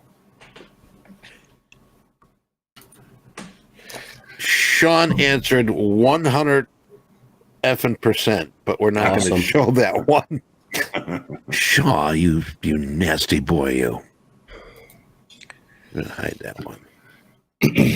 So, there you go. I tell you, be careful here. You were sounding like Janet Jackson there for a second, Eddie. Oh, you nasty boy. Oh, you nasty. Nasty. You got a dirty mind there, boy. You got a dirty mind. What a dirty, filthy mind you got. Stop that stuff. All right, who's the 20% of the people that it has not helped? That's why would you tune? I just don't know why you would tune in. I have no clue. To hate. Yep. America's favorite pastime. Oh yeah. I mean, CNBC's on. Has CNBC after this one? We're gonna say, has CNBC or Bloomberg helped you in your trading? There you go. There's another channel you can watch. Speaking of CNBC, we got Barkin speaking right now. Barkin is barking, John. Take it, turtleneck. Barkin's barking. Barkin's barking right now. Maybe we missed that on the schedule this morning. All right, it's 80-20. Has Topstep help you? 80% of the people say yes. Kill that poll. Has CNBC, Bloomberg helped you in your trading? I think that 20% might be the Sunshine Mellow old folks home that gets this piped in every morning. What the hell are they doing over? What's he doing? That's the 20. Where everything's the worst ever, and it's all. Nixter in the Where's chat my made Jell-O? a good point. He made a good point. It's not just haters. I was maybe too strong on that. He says that he finds it entertaining, but he sticks to his strategy. Oh, There you okay. go. Well, Let's do it. okay, then change it. Hold on, let's do a CNBC one. After this one, then we'll go. Is Topstep TV entertaining or tradertainment? I don't know what the question should be. So if it's not helping you, then it should be entertaining you. Angel says CNBC has market speakers, but we have Kyle. We do have Kyle. Yeah, that is true. And I gotta say, Patrick, if you were tuning in, I had a blast, man. That was fun. Wheeling was good stuff. I saw the other Patrick side. There's a polarizing one that he likes to do, and I get it. All right, so 80% of folks say CNBC, Bloomberg does not help them in their trading. Okay, so 80% of people say Topstep TV helps. All right. And then 80% of people says it doesn't help. So I wonder if that 20% on the CNBC is the 20% that says Topstep TV doesn't help. I don't know. All right, how about this? Then is Topstep TV entertaining? We're entertaining. I can't wait till we get like 30%. Say no. Yeah, they say no. Like, why are you here? We're way off the mark then. We've just been laughing at our own jokes every time. Somebody's got to laugh. 92s. Okay. John, I kind of still like it down here, but I don't. Yeah. I mean, you got to do it until it proves wrong. Yeah, for sure. Hey, Robert, hell of a job getting these polls. That's good enough. 93% say yes, it's entertaining. So we are achieving our tradertainment goal. Topstep TV is going to help traders get better while entertaining. 80% say we help them get better, and 93% of them say we are entertaining. Danielle, if you're on the team, that's great stats that we can put on the Topstep TV page. There you go. Helping out the marketing team while we're doing this too. You jack of all trades. Shaw commenting here. In all seriousness, yes, because Topstep TV is helpful. Helpful to see others take losses and not let it affect them mentally. Talking trading and with competent, experienced folks help. Shaw, what broadcast are you watching, man? Yeah. Who are they? Yeah. Who are they? Competent? My God, man. All right, we're back down here at the 76s. If I would have stayed long at 79s, I would have been starting to kick myself in the ass a little bit for not taking profit. All right, so there are people that were down here like me that got those great entries. They could have got out at 12s on that rally up. Now it's down to where they're breaking even. Now they're taking heat on it. Now they're getting pissed. Nothing on tilt. 65. John, it came down to this little higher volume node area. Yeah. 44s. It's in trouble. Yeah. Hey guys, if you got levels, share them in here. Yeah. And then put a Y around it because I like it when other folks share their levels. What's he saying? Good chance. Is Barkin saying anything, ID? I got the CNBC on mute. I haven't seen any headlines. He's talking to Faber right now. No. I haven't seen any headlights from it. It's a good chance consumer economy is in a normal place. Okay. Rate cuts are still a ways off in my mind. There you go. This is Barkin speaking. Wow, is this him speaking that's moving this? That's getting the sell-off going? Could be. Could be. Well, there you go. CNBC could be helping somebody's trading or hurting it right now because it's on CNBC. This guy needs to zip it is what he needs to do. Come on. This fly's open. Oh, this is great. Lower end consumers are changing how they spend. What is that? What is a lower end consumer? Is that like Poor people? Hey, check it out. If we ever say this, guys, can you Google it or somebody jump in here to what lower end consumer is? I think, well, in a not so eloquent way, I believe that John is right there. More of a euphemism, but let me check real quick. The middle class, that's lower end. I would say the lower.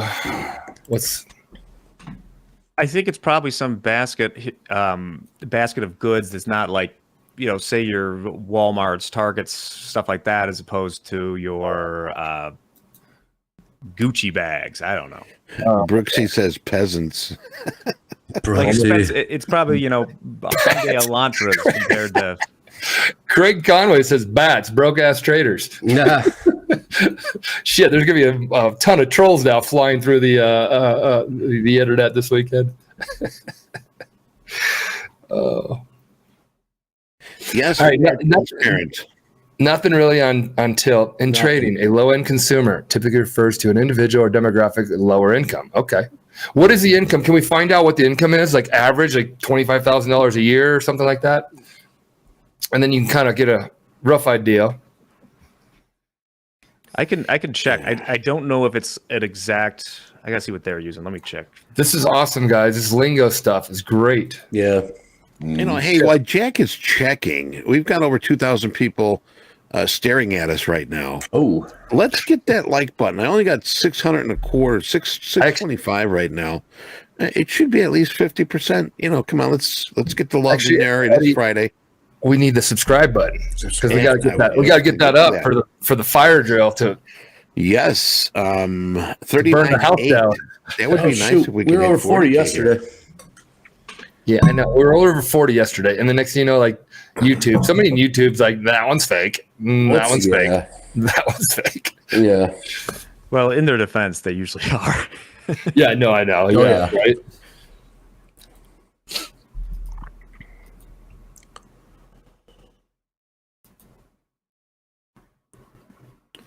DC, not yet. There's money here somewhere. You say muddy?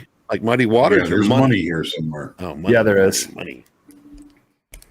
Get the money. The guy in the yen pit used to say, there's a Mercedes in this pit today. There's a Mercedes in this pit.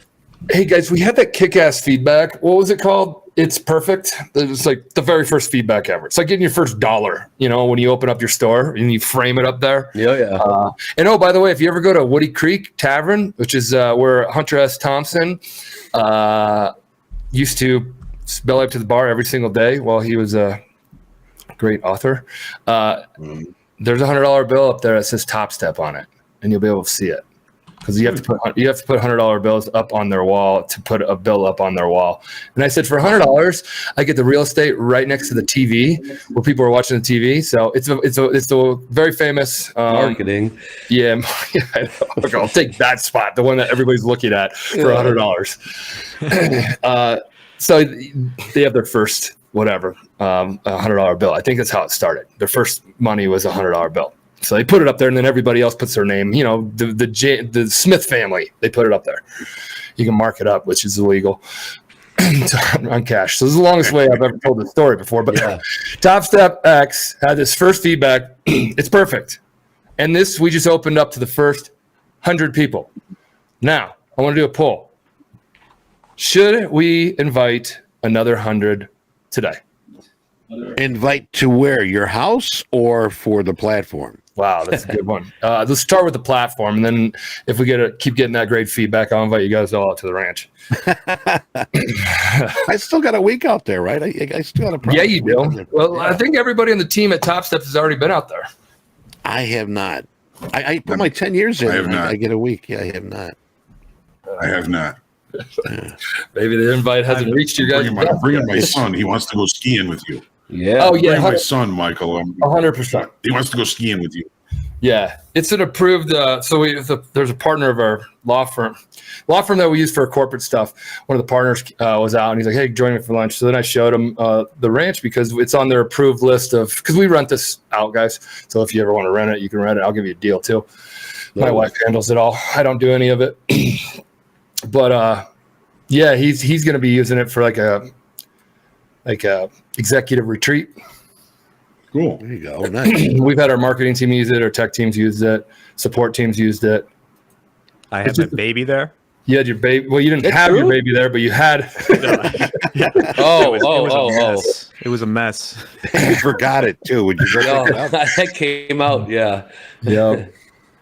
So Mike, I tell you, is it like like a picture in Hollywood, the Aspen cabin with the fire in the middle, and you go skiing, and you come back in, and you have a hot cocoa. Is it like that? It's exactly like that. Pretty much, yeah. That's Really? it. Go to patakranch.com. Yes. Okay, I'm put it in there. Link in there. You guys can. We have weddings out there all the time. I only use it when it's not booked. It is an investment property. I've said this to you guys before. I've taken everything I've ever made in trading and either put it into real estate or started a business. You got to have other income streams in this business. Hey, 72% are short down here in the hole. Yeah. Okay. Well, out of 519 votes, 70%. I don't see it. 95% say yes. Invite another 100, and 5% say no. Who is that 5%? Why are you here? No, I'm joking. There's nothing that's ever going to be 100%. I'm convinced. People from the competition. No. Don't let them. Don't. You're long here, MP? Yeah, but I'm probably gonna get out. Yeah, 77s. Didn't like the entry. But 58's low of value for the day. 58. Yeah, Damn it. 15,058. That's 20 handles away. That's right where mine. Right. Yeah. Right. I never move my stops, but we're gonna go to 55 just because it's 20 handles. Because if it touches it and goes on your 58, Well, don't mean to tell you that. I'm just telling you where value low is. Mm-hmm. No, I know. Yeah. You said Tilt's at 70%? So it said I'm showing 60%. I don't know. What? Nothing. NASDAQ 76.23. Yeah, that's what I have. Average entry 15,081.53. Yes. All right. 68% short in the Smell something? Yes. Are you? Okay. Oh, here it is. Shit's lagging. Feel the heat, people. Feel the heat. Yep. Stay patient. Oh boy. I have no clue what they're doing out there, but it's kind of loud. I heard that. You don't know what they're doing, but who is this? Who? Who is this? Who? 73% short. I mean, that's good. Or that's tilty. Came up with the word tilty. Another word to put in that book. It's good. Yeah, tilty. More Hey guys, words. just so we all know, let's put the. Do we have the definition or the whatever description of tilt? Toss that in here, and then we can read it out. But when it gets past 80%, it's a lot of people thinking one direction. It's a lot of people thinking one direction. When a lot of people think one direction in the trading world, I don't know if that's always the best direction that you should jump on. That's what Kyle was talking about yesterday. We've got Exactly what Kyle was talking about. And he's our best negative trader. almost 12,000 in the S&Ps now. Negative Yeah. almost 12,000. Hey, I got to give Kyle a call. I got to get him the tilt because he just put up. I mean, he's putting up so much. And we got to talk to him. I want to talk to Mick on Tap on the shoulder. I want to increase his size. I want to see if he can do all this because I want to bump him up like to 30. Let him do it. Just let him do his thing right now. I know, but I want to. Don't fiddle in the middle with this. Don't guy. fiddle in the Don't middle. poke the bear with the stick. Right. Yeah, just let him Wake do up his the thing. sleeping dragon, as Japan said before they attacked Pearl Harbor. Michael, you feel better now? No, I'm still dancing around my stuff, but You're 77. You know, Mike, with all these new terms and new words that you're saying, you're going to be the next Yogi Berra. what do you mean? Sounds awesome, but what do you mean? He always had words that he made up and terms that he made up, and people take it to heart and use Andre, them. yeah. Patakisms. Patakism, yeah. Eddie, you do it Deja too. vu all over again. Mm-hmm. Yeah, Eddie, you do it too. I took I'm one guilty off, as guys. charged. I took one off. I'm going to ride this one, see if I got a good entry, and today firms up, and it starts doing that bullshit rally that it did yesterday. That was a hell of a rally yesterday. That was a hell of a Little rally. BSR. Okay, the entry wasn't too bad. John, and well, Andre, you're my, but John's going to be my, well, I'll announce this later. Hint, we were talking about bringing on a ringer. Coach/trader. We got both of them. Plays offense and defense. There was some good ringer. intestinal fortitude in that trade, Michael. That was good. Well, that's what I was just going to talk to you about. This is the first trade in a while that I let take some heat, but not all the way to my 20 handles. So, the whole lesson I've been trying to learn, but I haven't gotten beat into my head yet in a habit, is holding trades to my target. Hoop, if Hoop, you're on here. Hoop, you said that to me a couple of days ago, and you're dead right. I'll stop at the 1,500. All right, I'm at 1,500. It's become an issue for me too. Since I covered, guys. Doing this live, I'm afraid to let profits get taken away. I'm not afraid of losses. But didn't Jared Tendler tell you that? Winner. Yeah. But didn't Jared Tendler have this too? He had this conversation this week. So, guys, that's my lesson. Hogue says the same thing. And it's a little harder, of course, to trade live, but it's also easier to trade live by not over trading in your trading because you're trading Definitely live. True. So Definitely you're getting one help, right, Andre? One help by trading live that you get is you don't overtrade. So that's like But well, sometimes you overtrade. all right, I tell you, 104 side. That was the day I got paid too. That was a wild. Well, it's been a wild week, man. You know, we had a poll. Do you trade with music or silence? We're getting a lot of comments here in the chat that, hey, I listen to Top Step. There you I go. listen to it's sort of like the medium. If you look at it, it's sort of like right in between music and silence. And then you got right in the middle, that creamy white center of an Oreo cookie, TopstepTV. And that's the part I like best out of those cookies, to be honest with you. Science. She blinded me.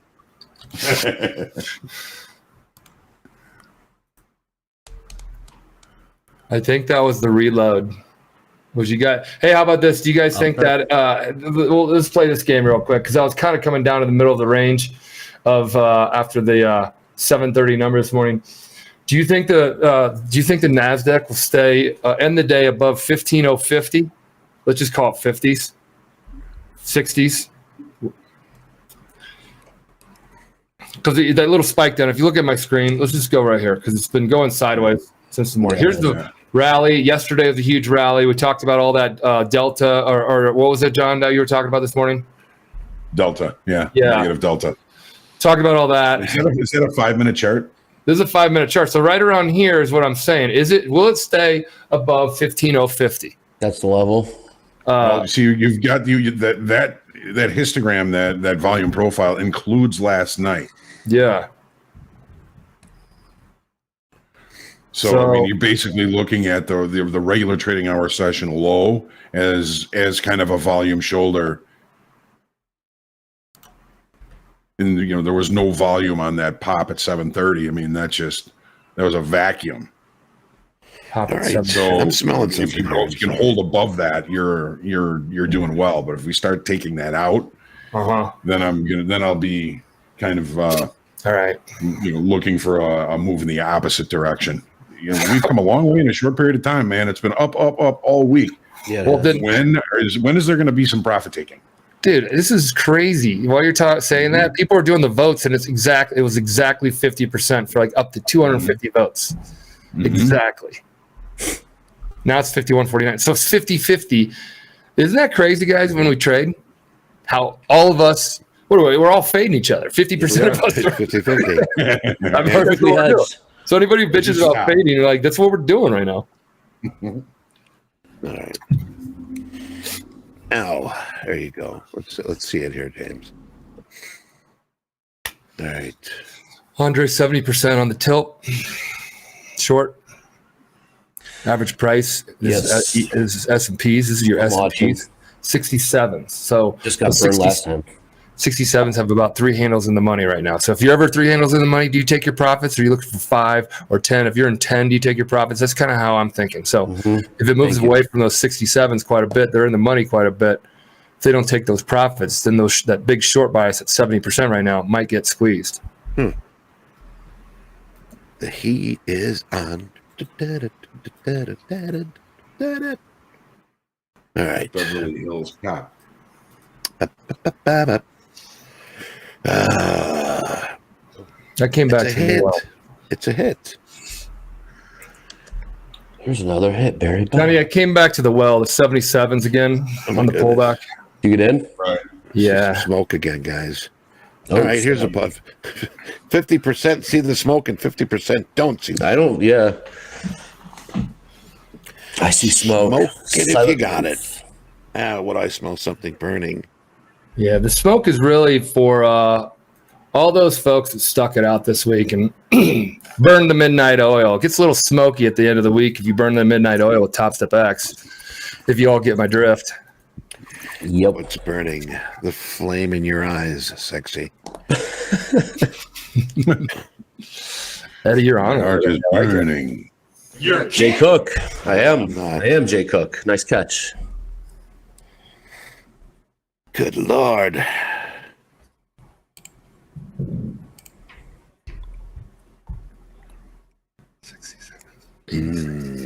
Oh, let's not forget we've got this competition going on for those that are joining us. And what do we've got here? Do we got Michael's long? He's got a position on. No, I down 5. I covered. Hogan's up 333 without tax. I got a feeling, Hogue. What'd you say before the 58s? Yeah. What'd you call it? Value low.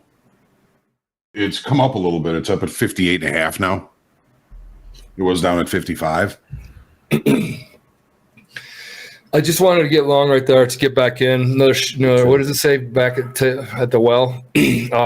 But Reload. Remember when I got on it last time? I was concerned that I got in too early because my 20 handle stop would have been 58s. Yeah. Now I'm going to stay patient. I'm up. I'm going to stay patient, and I'm going to look for the 58s. Demand good trade location. Not like yesterday where I just sized up on trade location, and then I didn't need good trade location because I had Mick open it up by loss limit. He didn't want to, but he did anyway. You don't need good location if you can print money, and then you can take heat for as long as you want to take heat. It's a lot of times it will come back around too. Julius Frankel on the floor of the Board of Trade. It was rumored that he never took a loss. He had so much money that he could hold on to a position for years if he had to before it went his way. He would have we called him Uncle Julius. He took a liking to my dad, and whenever I was on the trading floor as a little kid, he'd be running around, and I'd run into Uncle Julius. Hi, Uncle Julius. He'd say, "Hey, you're Dick Hoagland's kid, aren't you?" He'd take out this wad of cash. He'll give you a nickel. Peel off a 20 and hand it to me. No, a 20. There you go. Yeah. No nickel for you. Oh yeah, that's nice. Over the years, he started getting a little bit kind of senile, so we'd run into him 5 or 6 times on the trading floor and say, "Hi, Uncle Julius." He'd give us a 20 every time. He'd give you the wad of cash and keep the 20. Did you guys ever watch that same story? You guys ever watch The Office, Michael Scott, where Toby is like, this is his last day at work, and Michael wants to throw a huge party, and they're like, "Well, we don't have a budget." He whips out like a stack of money out of his shoe. And then he gives a story, cuts to the story. He's like, so Grandma Nanny used to send me $5 a year, and then she got pretty old and senile, and now she just sent it to me all the time. So I was waiting. I thought I'd buy a motorcycle, but then I said, I'll put it in my shoe and wait, and what better time than now? That's funny. Toby's last day. Toby's last day. Oh, I love that show. I think everybody got that like $12 check for their birthday from Grandma. Yep, $10 for mine. They're lucky to have a grandma, I'm sort of sentimental. I think I've got a few cards that I know my grandma sent me for my birthday, and I know there was money in it, but I never opened them. Sounds a little weird, but yeah, now's the time to open those, Eddie. I need the money. I need the money now. Spare change, please. No. CEO is an Office fan. Yes. CEO. You don't want to end the chapter. I don't know. I'm weird like that. It's unbelievable. Yes, it is. Unbelievable. Yeah, John, I know it is. John, I missed that trade. Yeah. There would have been a good 30 handles. It's okay. It's okay. There'll be another opportunity. Earlier yesterday, I would have been. This would have boiled me over. I would have been screaming. Demand good trade location. Yeah. Enjoy it's the joy of missing out. It's the joy of missing out, diluting FOMO. These teach and strengthen your skills. Yeah. I got a question here in chat. Funny Monkey says Topstep has many rules that new prop firms don't have. What? Like what? What are you talking about, Funny Monkey? You won't be able to compete. Well, one step, one rule. Yeah. Somebody obviously is here to just cause well, where's our bouncers? Yeah. Well, there's a company out there with no steps. Yeah. That's crazy. I'll show you 0 traders ever that have been successful with no rules. Oh my God. It's called a brokerage account, isn't it? Go to a brokerage account, play your no rule game, and then I'll see you in a week. Yeah, go to a casino. Crazy. Hey, Obviously, somebody hasn't been to our website lately. So, Oh yeah, that's yes, true. Michael, I'm sorry. No, I'm actually gonna give somebody props, and I probably might take notes on this and do it each week. I want to give Hoop props this week. Hoop, you gave some great feedback. Yeah, you gave me some great feedback. It was about, hey, Michael, you've been getting out early, and you did trade. You were trading pretty well when you were letting it go, widening your both your. When I widened my profit and stops, my risk to reward, which is 20 handles. It was 10 and like 15. And then I opened it up and started doing better at 20 and 20 because my entries were good enough that they would give that to me. But then lately, I've been getting out early. I've been bitching about that. And then Hoop jumped in here. So Hoop, I saw you in here. I want to say thank you. You gave me great feedback this week. And that's team trading, my friend. He called the crude. He called that crude rally very nicely yesterday also. Way before it happened. But, there's Fred Decker jumping in. Hoop's a smart trader. They're OGs here. Fred, Hoop. They've been with us many moons. Fred was MVP yesterday. Yeah, Fred was MVP yesterday with the tip of the week. Yeah, Nice going there, Fred. He called out that divergence yesterday, and it was certainly profitable. See, guys, that's why when we trade, I don't care if there's 20,000 or whatever here watching, we're going to work together and trade together, and then we're going to snuff out those trolls, unless they're sports trolls. Yeah. They're bad. Hoop, if you're there, why don't you send a picture of your jacket to TopstepTV at topstep.com, and we'll post it up here. He had a cool jacket. That was his badge. Hoop. Yep. Hoop. Put it in right in front of the 100 lot, just playing stupid games. There's a 100 lot that just got in at 99s. And they got filled. There you go. Hey, Patak, your boy Sam Bankman-Fried found guilty on all 7 counts. Sam Bankman fraud. I've said that since the day one. Sam Bankman fraud. I think he's going to go away for a little bit. I think they're going to give him an extra 5 years for his hair. Yeah. What does he get? Scam, bank fraud, fried. He's in trouble. Yeah, more people don't use fraud at the very end. It's like a perfect setup. Right. Same amount. It's like perfect. I haven't seen it that much, but now they can. So let's do a poll. Over under 20 years, Sam. Or hold on, let's go 25 years. Over. It's either it's life over or not. Under. Well, you guys put an over under on it. What do you think? Life or 30. How about 30 years? 30 years over under.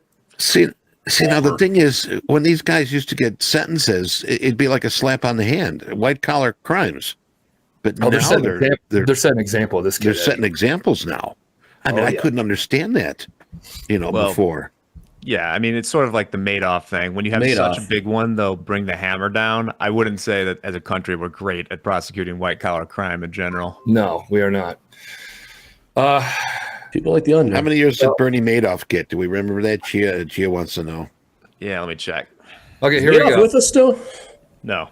He's not. Under. Oh, the over and under. Let me call my bookie.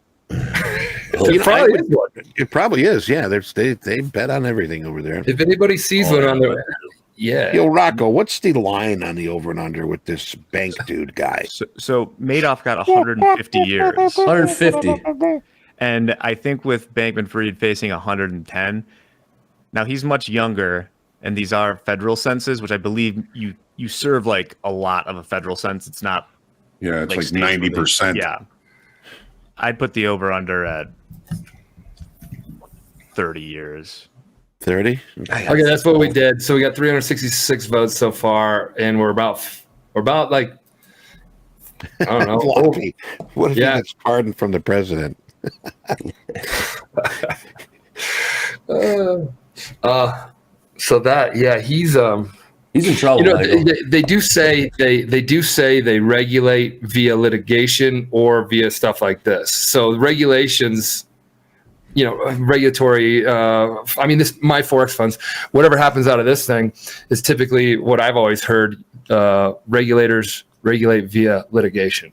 So he was a big political donor, Adam Martin. That's true. I should join. I should leave and get a job in Vegas because this line I set is fire. It's fire 50 right now. You getting 50-50? Yeah. Yeah. Well done. Spread. Well done. Pat on the back. How you set a line? I took the over. But don't you guys think there's going to be some type of something comes out of this regulations wise? I mean, they've been. When's crypto going to get regulated? What's crypto? How do you regulate it? What gets regulated? How do you regulate it? It wasn't even what he did was so beyond the pale weird. I mean, He's trading customer seg funds, right? Pretty much. Yeah, they just had zero risk. They were just putting on huge positions. It's insane. Like the attorney that took control of it in the bankruptcy proceedings is the guy that did Enron, and he basically said that this is 100 times worse. I just can't even make sense of it. Huh. I mean, to me, in the most simplest form, I deposited money into Sam's trading account. Yeah. If I was at FTX. I mean, it's pretty much exactly what it would be, right? Mm-hmm. Because he just goes, no, I got a huge. You know what? I was talking to Andrew. Basically what he is a rookie trader. That's exactly what he was. Comes out of Harvard, rookie trader, thinks he knows how to trade, and then buries it, and keeps at it. He did the moron trade, John. Uh-huh. And then he blew out of it, right? Isn't that what happened? Yep. Yeah, all his positions went belly up, and it was like, uh-oh. So anybody here that complains about a $49 reset, Seriously, get out of here, man. I mean, I lost 90 grand. Sam to learn. Sam, what he lose? Not his own money, really? But yeah, he lost his life. If you want to look at it that way. Wow, 52 to 47. That's a pretty good guess on that over and under, Jack. Yeah. We'll get paid. The house will win. Those 77s are holding up down there, but it keeps hitting that. I don't know where we're going from this sideways action. We got to put up some numbers, Andre. I think it's getting very close to just calling it. I mean, people are getting up from the stand. They're leaving the arena already. You've seen comeback games. It's not over until the fat lady sings. Yogi Berra. Is that Yogi? Yes, sir. I always wonder where that one came from. We got negative 13,000 delta in the S&Ps, and we still haven't taken out the low. Yeah, I want to So get that to me means what? Long time frame traders are just holding this. Yep. Here's some sideways playing. Yeah, you yeah. just had a chance down below 700 to get along in the NASDAQ, or I don't know if it actually got down there, but it was pretty close. 70. Yeah. Yeah, it was. Those 77s is what I was looking at too. Andre, what are you seeing? Anything? Because Sideways. I'm seeing sideways. I'm seeing sideways. patience. And I'm just trying to remain patient. I'm down 5, and I'm definitely not going to blow up the account on a Friday. I'll tell you that. I'm not going to ruin my weekend based on some shitty trades I put on a Friday. NASDAQ delta is negative 700, but I don't typically see really good delta divergences in the NASDAQ. guys, can you put in here what sideways means? Markets that are sideways. Now there are rookies in here, so if you're like Michael, come on. They're like, how does the market go sideways? All right, so that's sideways. So Andre, this is I said sideways. You see the markets in a suit, and I'm looking at S&Ps. It's been in a tight range for the last 40 minutes. So the strategy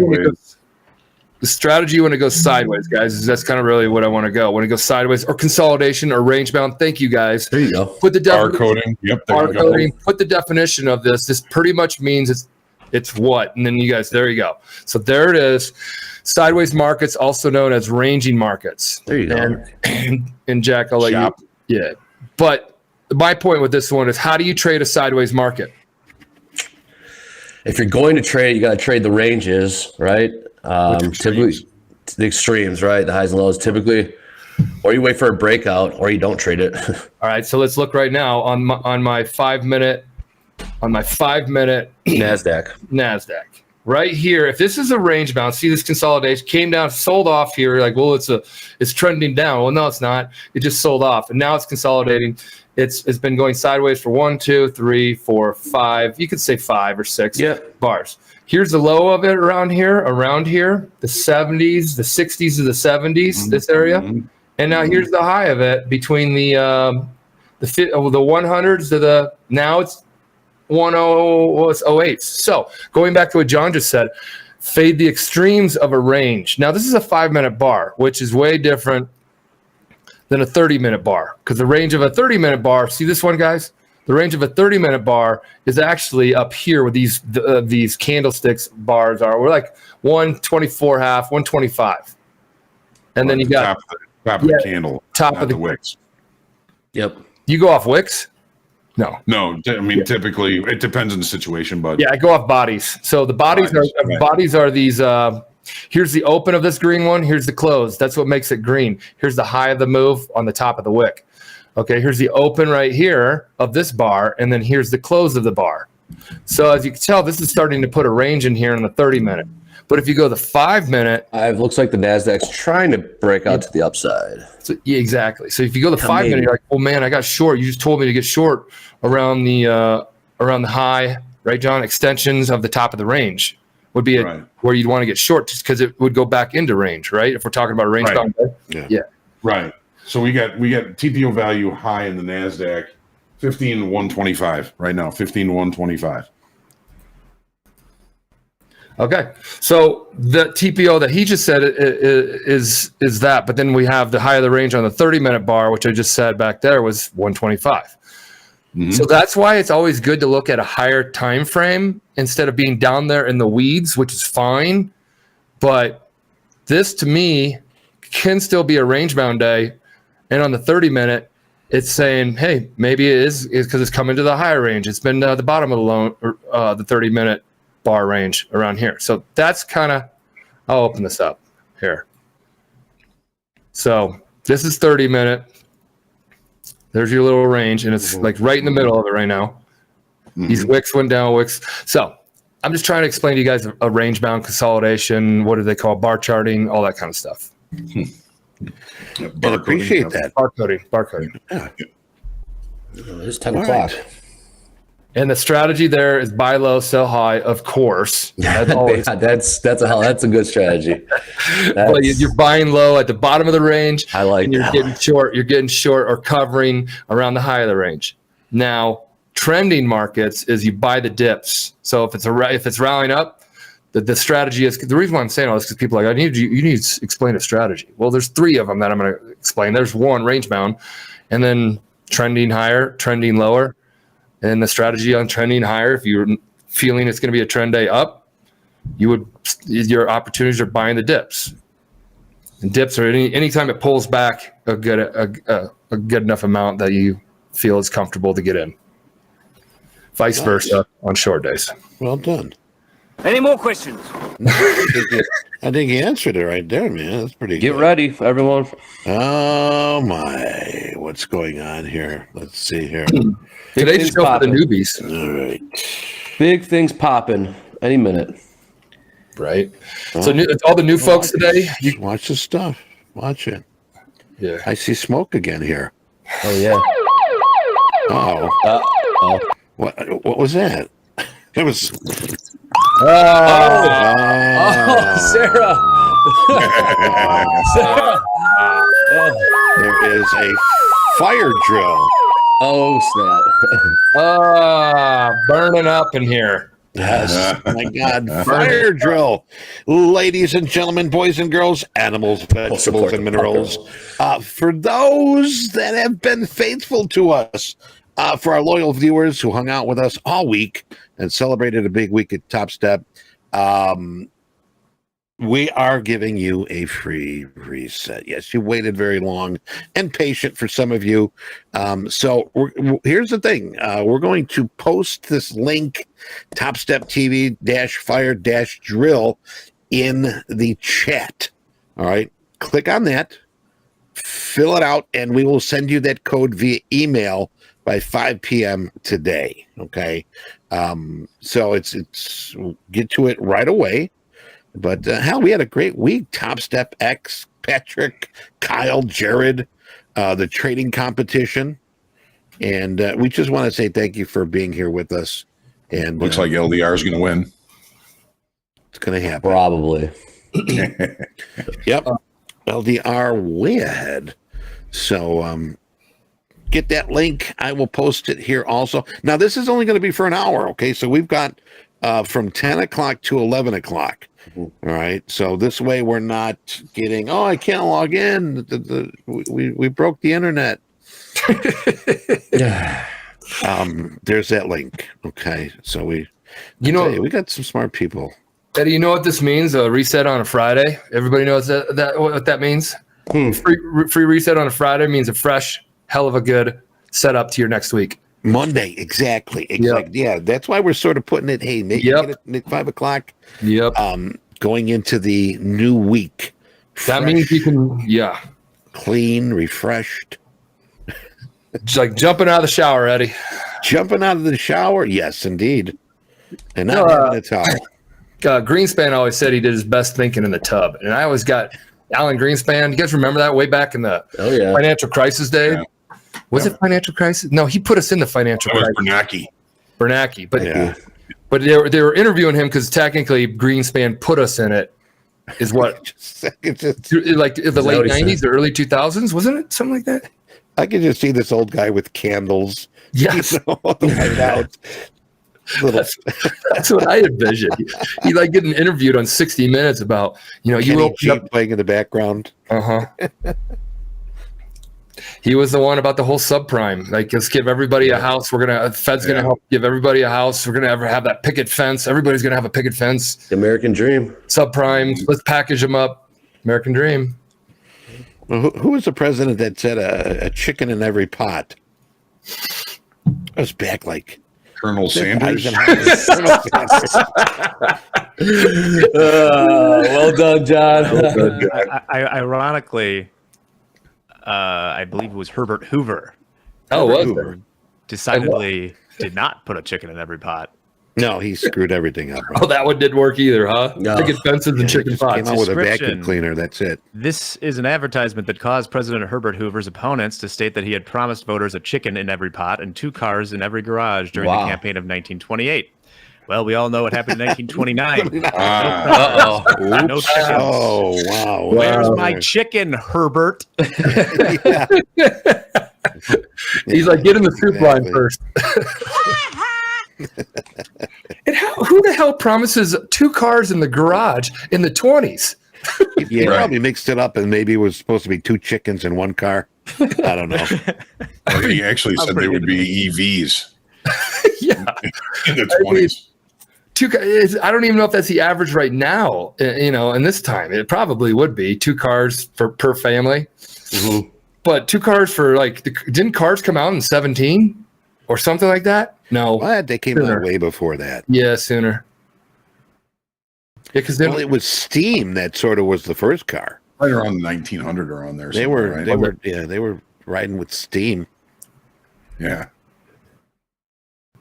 Gosh, cars have been around for 10 years, and hey, everybody, you get 2 of them. Everybody gets 2. Everybody gets 2. You vote for me. The Benz patent motor. Can't speak right now. The Benz patent motor car. On January 29th, 1886, Carl Benz applied for a patent for a vehicle powered by a gas engine. Mercedes-Benz? I think it's the same one. It must be that Benz. Yes. That's why I love that. My favorite car. First one ever, huh? See, now he was in Europe. Somebody here, I forget, in the States, sort of jumped on that and said, no, I invented the car. And I said, no, you invented the car. No, I did. Brad says that was right around my birthday. Oh, Johnny. Speaking of Johnny, goodness. John, what do you think about a short and ES 7075 with a stop at 7575? It's coming from DC. 75. 7075 short. No. You're diddling in the middle. Yes, we are. In the middle. All right, there you go. In a range-bound day, which this is so far a range-bound day, you're 50-50 whether it's going to go higher or lower if you get in right at the middle.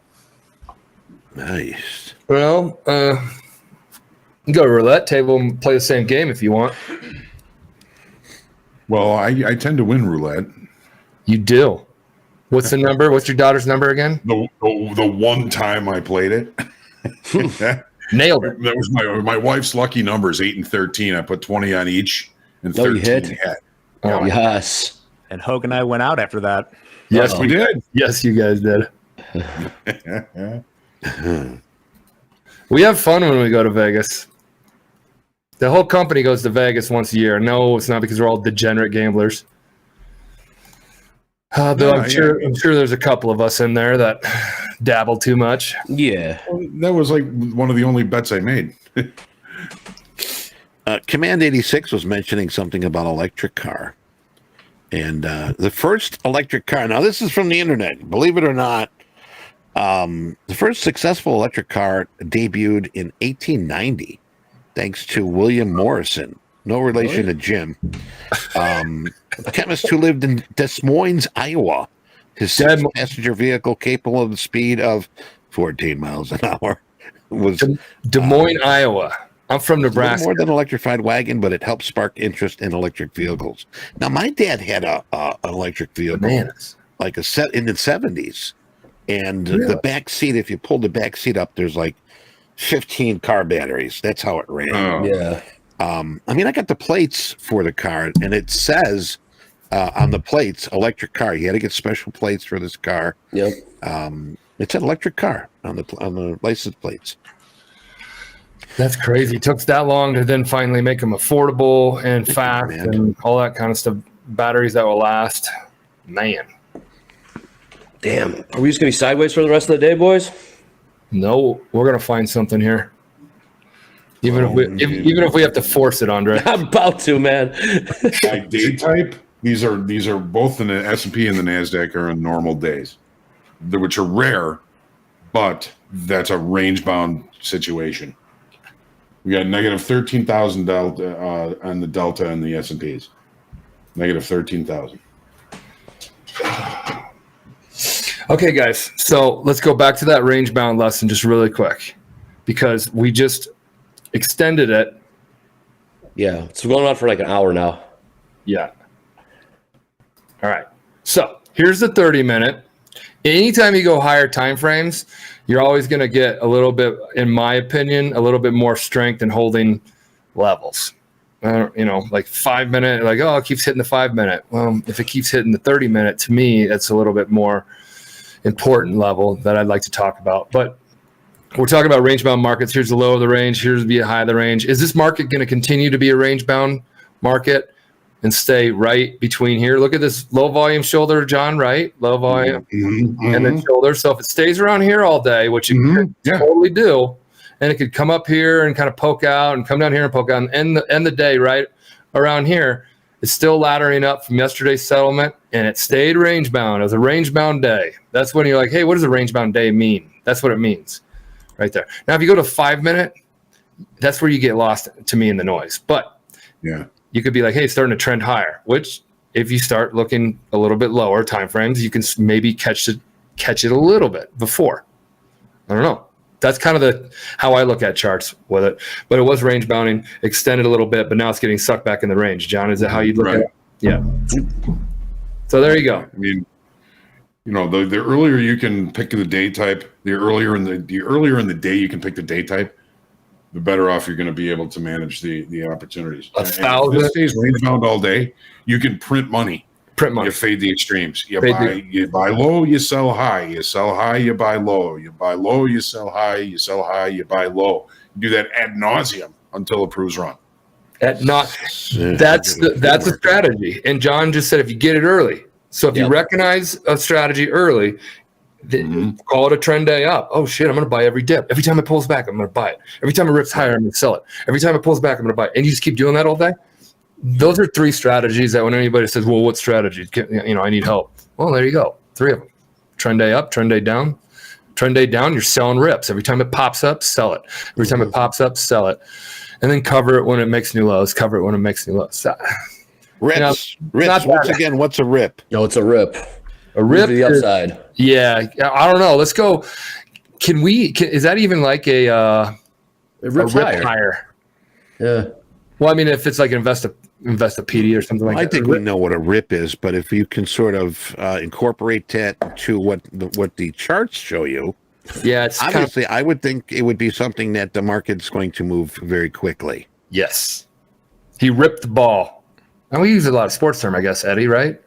He ripped one out to center field, and it's caught by Andre. Rip it and rip it. Rip and rip it. Nice catch, Andre. Thank you. I was a center fielder, Eddie. Thank you. Were you? I was. Then you must be really fast. I was. He's got great hand-eye coordination. For a white kid from the suburbs, I was fast enough. Yeah. Yeah. I mean, I coached baseball 25 years, and it was usually you put your fast guy out there. Yeah. It's fun. Yeah, I wasn't too fast. I had good hands. Where'd you play? Andre has great hands. Yeah. Hand-eye coordination. You're good at baseball. I was on your softball team. That's right. Where you play first base, Mike? You're like a tall guy, first base. Nah, I like to play utility player and softball. He's the rover. I did rover. Sucking down beers. Oh, yeah. Hitting Oh, the we ball. did that. We did that. Yeah, that was fun. There was plenty of beers in the Hey, dugout. better. Hey, better. Swing. There's Michael. Mm-hmm. We want a pitcher, not a belly itcher. We were not low on beer. I'll tell you that. Really? I don't drink beer anymore that much. Either. No? Nah, seltzer water, I guess. You know, you get as little as calories as you can. A little gin and tonic. There you go. Gin and tonic with a little lime squeeze. That's my favorite drink. Oh yeah, that's good. Tasty. I had drinks last night at dinner. Where'd you My go? Casa de something. In town with a couple other couples, but we sit down. We were a little early, so we sat down at the bar, and I go to order a drink. My wife orders a drink. Mine's like a pink drink, and hers is tequila on the rocks. And I'm like, man, babe, you're hard. I like it. You got any moonshine back there? Give me a swig. I know. You ever tried moonshine? My Once. Oh, Andre knows. Yeah. I tried moonshine once. It was it's potent. It's Jackson Hole, rubbing right? alcohol. Jackson Hole in Jackson, yes. Yes, that's the only time I tried it. Out of a mason jar. It's pretty cool, but Yo. it warms you up. It warms up your belly real quick. Oh Yeah, the bullet guys ride. over at the VFW, the Vietnam vets, and they would always get this stuff. It's like, here, man, here, I'm pouring you a glass. Savor it. It was like Favorite. like with some of them, the nice ones would come with like a half a peach. And Really? yeah, and they would. You black out pretty quickly drinking moonshine because you forget how strong it is. Yeah, it's a sipper. Or at least it was. Yeah. What? You can go blind, Eddie? I mean, you're drinking rubbing alcohol. You know, when my stepdad was in World War II, and when they drafted a lot of these guys, they were alcoholics. And the thing is, they would not let you drink. You know, when you were overseas. I mean, where can you get something when you're on an island? So what these guys would do is, if they got like a package from the family, they would request, send me aftershave, send me, you know, because you couldn't have booze. And what they would do is they put 2 pieces of bread over a glass and pour the aftershave over the bread to filter out some of the color or smell or taste. And he says, I could not believe this. These guys were drinking aftershave because they were alcoholics. Would that do the trick? For them, I guess. Yes. Yeah. My dad told me that same story. Yeah. I mean, it was Filter it through a loaf of bread. Really? like the whole loaf of bread. Yeah. Some Boy Otherwise you Scout go shit. blind. Mine is always what I call the Kentucky snow cone. What's that? That's what I had last night. Bourbon on the rocks. Of course. Oh yeah. Of course. Do you have one of those square cube things that makes a big square cube or rounds cube or? No, I like smaller ice because I like you get a little meltage in there and just makes it smoother to me. Oh, that's like a snow cone then. The smaller ice. Yes. Okay. Hey, so Crushed ice. Thomas said, was it absinthe? Absinthe, is that it? Yeah. With the sugar. Yeah. With the sugar cube. Sugar cube. Yeah, you melt that over it. I have yet to try that. It's isn't it wormwood or something? Yes. Yeah, yes, it is. Yeah. That's what I remember hearing. I've had it before, but I thought it was like in the Middle East when I had it. Because I don't know if is it okay here in the States? It had been, yes, just, well, not recently, maybe 10 years ago. I think they opened it back up. They don't But it's make rare. real You can't stuff. find it in any bar. Somebody send me a bottle. I don't know where to get it. But I just had this tequila. You know, tequila's got this new craze. Of course, not new. I mean, been since George Clooney's been on the motorcycle with the Casamigo billboard. Right. I was down in Mexico and they had it sitting out, and it has rattlesnake poison microdose in it. That's the new little thing, and I'm like, Oh, I like that marketing. That's pretty cool. And I go to my wife and I'm like, "Hey, let's do it," because they like give you a bottle, a small little bottle when you first check in. And I'm like, "Wow, it's Coyote, but it's not coyote. It's pronounced something different. Coyote, I think it's Coyote. Oh, coyote. I tell you. Rattlesnake poison is in it, microdosed. Yikes. That's the new stuff, huh? I've heard of microdosing mushrooms, but never rattlesnake venom. That's weird. I hear I that's wonder good. how they get away with that. Exactly, Eddie. So, all it takes one person to die. He's like, I think it was my buddy. Yeah. Sounds like we're running out of ideas for stuff to drink. Right. No, this is always go back to the basics. The Kentucky snow cone. Yeah. Okay, guys, let's just look at this chart real quick. Sideways, sideways, sideways. John, you want to talk? Sitting. You want to talk about anything that you see? I'm not saying like you're seeing a setup, but like, because I'm not seeing a setup. But if you're also like, whoa, you guys just told me range bound, there are setups that I could print money. Okay, well. Yeah, but the problem is we're sitting right in the middle. Yep. Yeah, this is the fiddle in the middle. So here you go. This is S&P. So here's your middle talk that John's talking about right here. So if you really want to get short right here, that would be, you're like, well, it's the high of the range. They're on my charts now. Okay, now they're on yours. Yeah. There you go. And can you guys see all the way to the right? I should actually. A little bit. Yeah, it looks like it's just a little off the screen. My chart game's not that good. But John, why don't you throw your charts up there? You can explain the markets way better than I can. Sure. Well, I mean, I don't know about that, but thank you.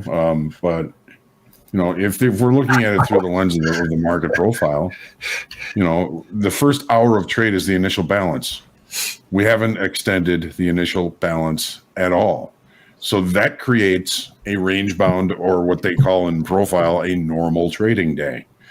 Two-sided auction, just kind of peters out at the low, peters out at the high. And so if you're going to trade in a day like this, if you're going to trade here in the middle, your risk is all the way on range extension. If you're going to trade here, your risk is all the way on range extension. Wait for the market to get to an extreme, because that limits your risk and potentially even expands your profit target to the other extreme. John, really quickly, where's the bottom of the range? Where's the top of the range? Because we're going to go from this chart, which people don't know very well, to a 5 minute NASDAQ chart. So then you can show so that matches up. Here, I can do that. I can do that right now. So here's the 5 minute. So we open at 8:30. So here's that 8:30 5 minute bar right here. Can you widen it real wide? Yeah. Left to right? Yeah. There we go. Okay, so here's that for that 8:30 bar opening range, pretty much the low of the day. It took that one little look down below it, a couple of ticks. So now the market rotates higher. Now it's put in the high, and we have the low. It's traded back. Well, on the 5 minute chart, it traded back to that low a few times, but now it's just kind of rotating from high to low, back to center. See if it rotates back to the high. If you're going to take a short, you're better off taking a short up here, because you limit your risk, than here, because that's your risk. Levels, Johnny. So, I mean, I'm just kind of looking at the range here. So, I mean, the volume point of control, which is the single price that has the most volume, is let's call it 15,100. Okay. Right here in the middle. Yep. Right here in the middle. Right here in the middle. So fiddle in the middle. If I'm looking for opportunities, I want to trade as close to the upper extreme of the day. That would put us up around 15,163 is the high of the day. So I can limit risk against that if price gives me the opportunity to see if maybe the price rotates back to the high, doesn't take out the high of the day, or maybe it does by a little bit and comes back in. Then we get a possible rotation back to the low of the day, which is the low of the opening range, basically 15,041.50. So if we are assuming, if our hypothesis is that we're going to remain range bound all day, The better trade locations for shorts are up against the highs. The better trade locations for longs are up against the lows. Anything in the middle, you don't want to touch, because where is your risk? Yeah, Your risk is all over the place on a new high or a new low. Yeah.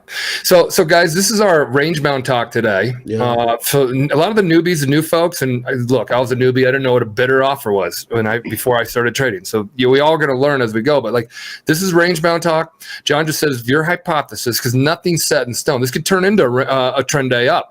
It could very well turn into trend day up. But right now, if your hypothesis is, well, it's going to continue, then John just let you guys know the areas that would be a pretty good area to take a short if you were to believe that today would continue to be a range bound day.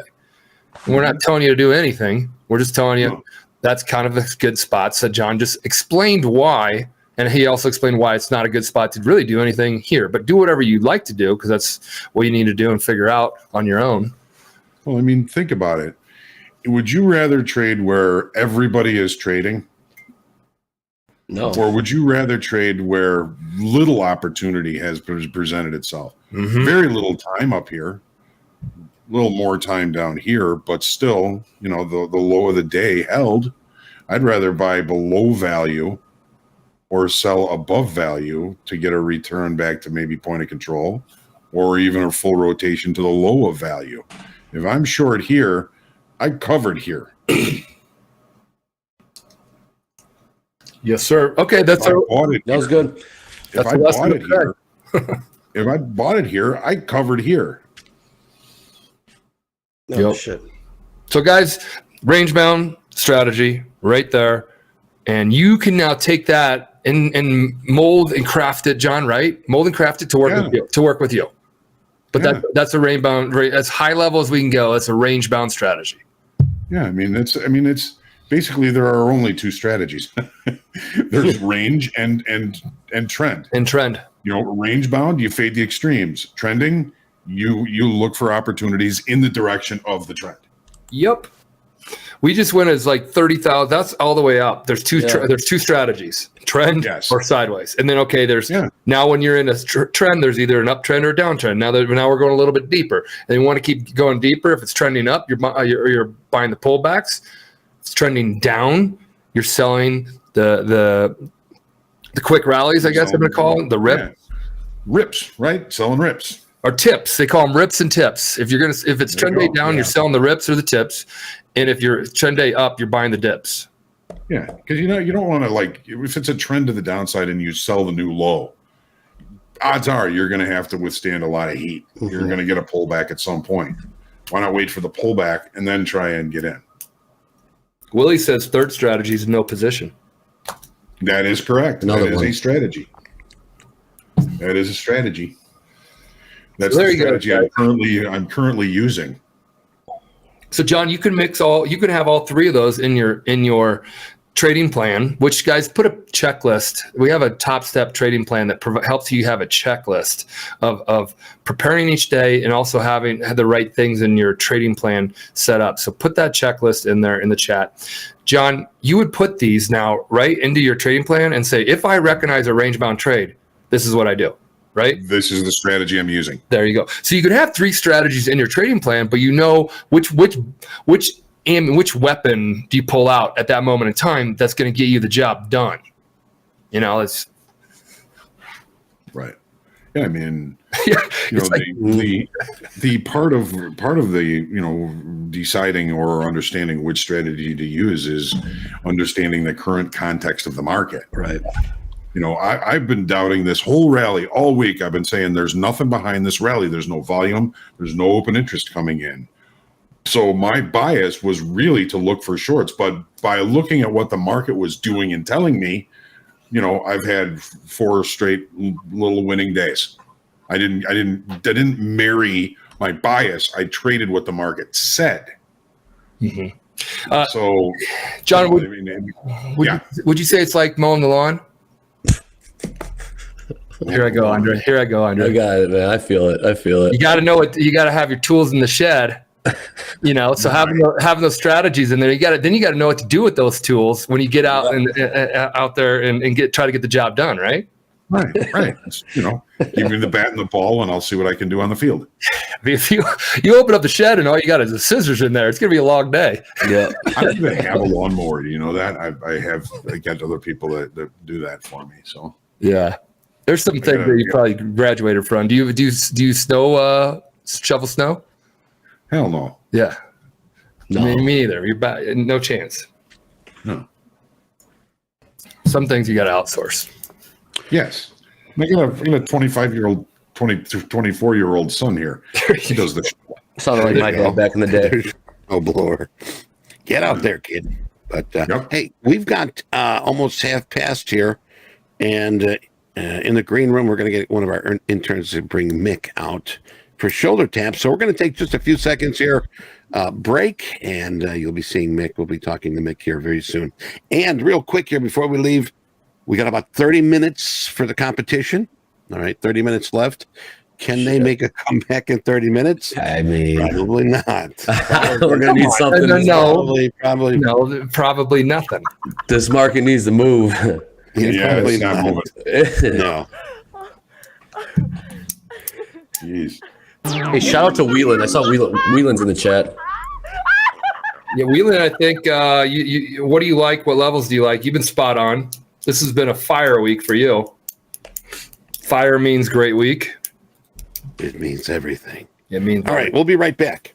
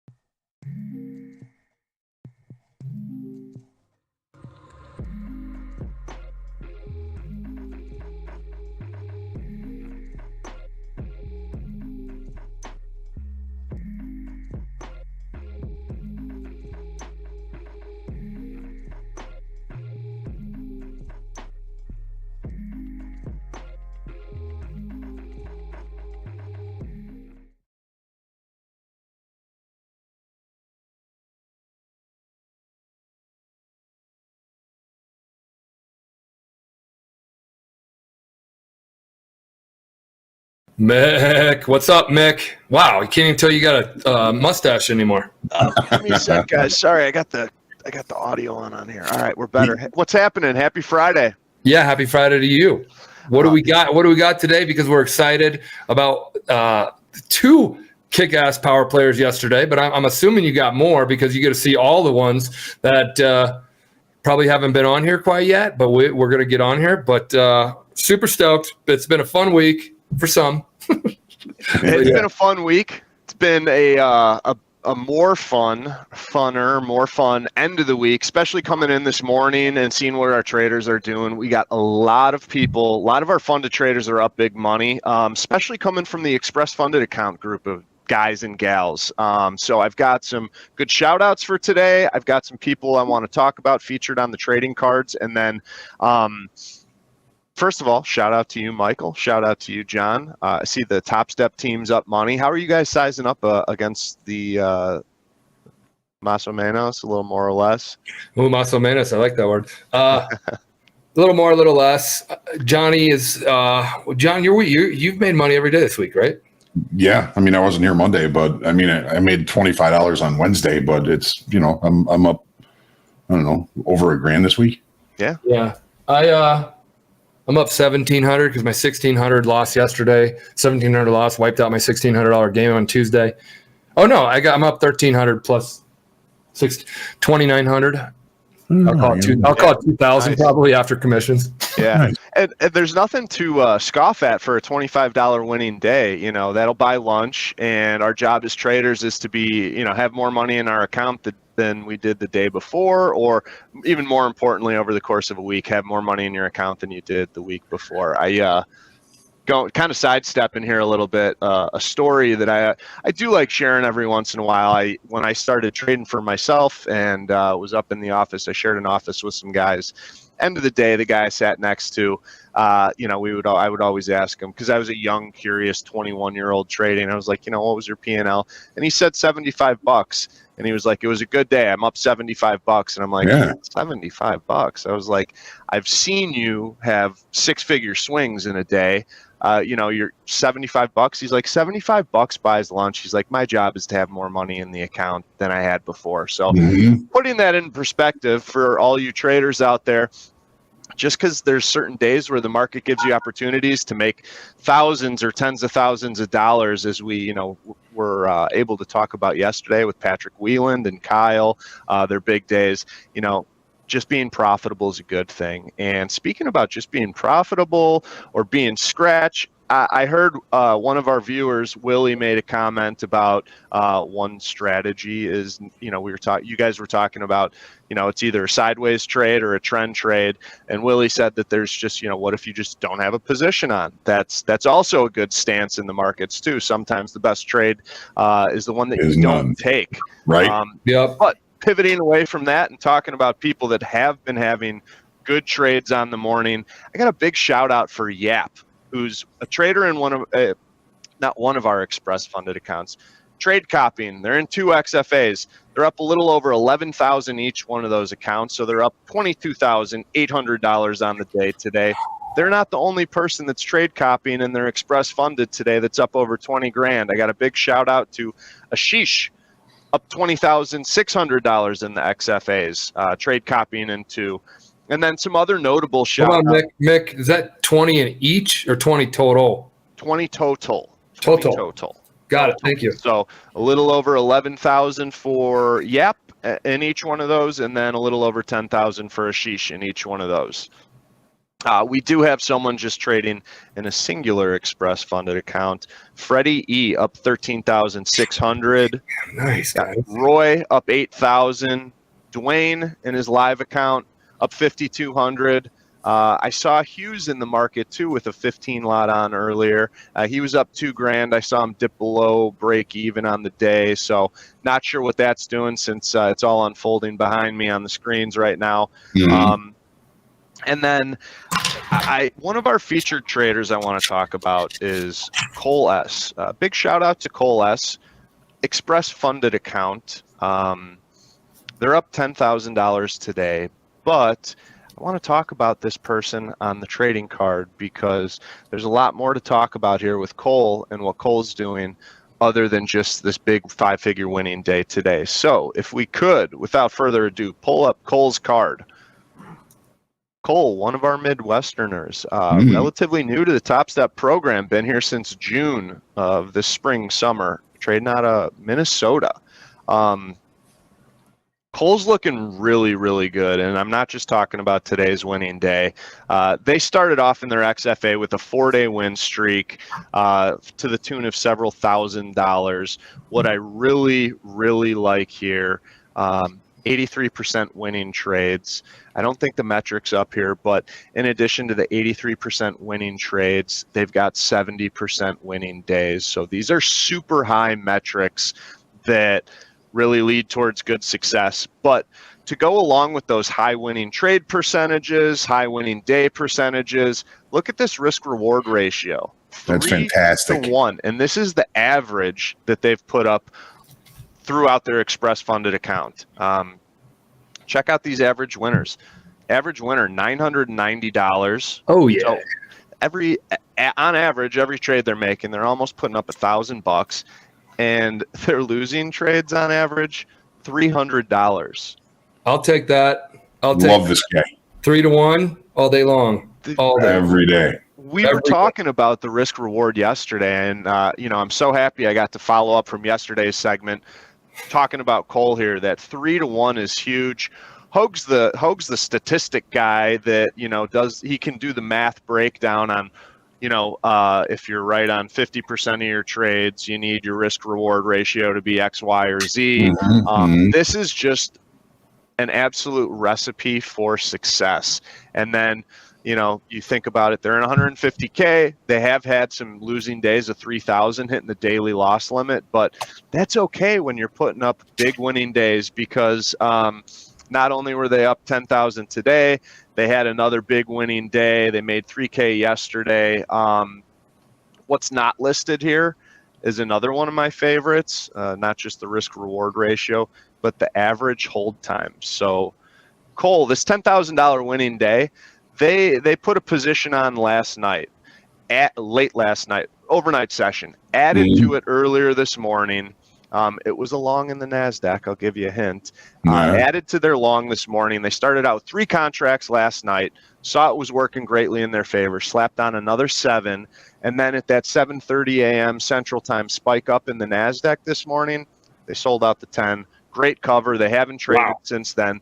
They caught a piece of the trend for the day, which is what I always talk about. So I got my pom-poms out for Cole today. Nice. I love it. Me too. Me too. I love this guy. Yeah, everybody should. We want, us here, especially at Topstep internally, we want good things out of our traders. But you as a trader, I know it's a very competitive business, but you should be cheering on people that you work with, that you hear about here at Topstep. Success in your inner circle or even your wider circle is a good thing. There's enough people out there losing money trading in this business. So when people are making money, we should all be pretty happy for them. So really happy with that. Oh, before I forget, I talk about the hold time. Cole's average hold time and what I described about going long last night, adding to it today, and then peeling off the 10 contracts this morning. Average hold time on their account, take a guess, boys. It's in the hours. I bet it is. 2 hours? More. 4. More. 4-hour chart guy? I can't speak to what time frame charts they're looking at. If you're holding, I'll just spill the beans. 9 hours on average is their hold time on Wednesday. Wow. This is someone who obviously does their homework prior to the session. They have a game plan for if this, then that. And if the market goes to this level or does this, they pounce on it and they act. They prepare, they reflect, and then when the price action starts happening, they're taking action. So this person from, sorry, we're getting questions. Oh, lay them on me. That's it. Which account size is he? 150K. Okay. All right, cool. 150K. So yeah, like I mentioned earlier, this is someone who can put up 5-figure winning days. On their losing days, they are butting up against the $3,000 daily loss limit, but that's not that big a deal when you're 3-1, and you're putting up over 5 figures in a day. 3,000's okay to lose. If you're someone that's only making $1,000 on average, you've got no business losing 3,000 in a day. But for Cole, I think this is a very smart individual that knows how to manage their money. So yeah, 9-hour average hold time. You guys have probably heard me talk about it more than you want to hear it, but I think the people that make money in this business are people that catch a piece of the trend for the day. And if you're holding the trade for 9 hours out of a 23-hour trading session, that's catching a piece of the trend for the day when it works out in your favor. So yeah, just a good Midwestern guy. They say us Midwesterners are very, very nice, salt of the earth people. Right? So they all say about me from coming from Nebraska. Yeah, that's right. That's right. Were there any other questions in the chat about this trader? No, that's it. Yeah. No, so, people are just, they're like, I think dumbfounded that his average hold time is 9 hours. Yeah, that's a lot. And that's great. And it's tough. It's really tough. I'm not surprised people are dumbfounded by that. I think I mentioned it earlier. Like, one of the biggest struggles in my trading career was going from trading on a short time frame, looking at 5-minute charts, to trying to get out a wider outlook. Hogue, you could probably talk about some of the psychological struggles with that, because I know you can do both. I know you do short-term, cheap trades, but I know you also work a long position and have a top-down approach. And for those of you out there watching, if you're not familiar with top-down is kind of what it sounds like. You have to have a big outlook. You're looking at dailies and weekly charts, and then from there, you formulate a bias. What's the trend? Is it up, down, or sideways? And then you break it down to lower time frames, daily, 4 hour, 1 hour, 30 minute, 15 minutes. I like to stay away from the 5-minute. But that's what a top-down approach is. But Hogue kind of shares some of the psychological struggles with going from low time frame to high time frame. I think they're fun for people to hear. Sure. So, when I first started, I was a true scalper. I was in the pit, bidding the bid and working the offer, trying to get a hit on both at the same time. That's a true scalper. We can't really do that anymore because the computers have taken over that niche. Yep. So everybody, I think, has to be, either a longer term scalper, somebody that's looking for opportunities that are going to be, 1-2 minutes long. But to be able to expand that, you've really got to be kind of like Mick said, is looking at things in a wider lens, a bigger picture. What's the longer time frame context of the market? And then it's a matter of building the muscles to be able to stay in those trades and to stay in them longer and longer. I haven't been doing a very good job of that lately. Been a little bit shorter time frame, but I'll get back to it. The hardest part about it is withstanding the pullbacks. If you're going to be in a position for hours, you're going to have the market go your way and it's going to come back, and it's going to go your way and it's going to come back. A lot of times, a decent pullback will shake you out because you don't want to lose everything that you already had in that trade. Yep. And it always seems that if we get out of it on a pullback, that's where we should be actually buying more or selling more in that case. It's difficult.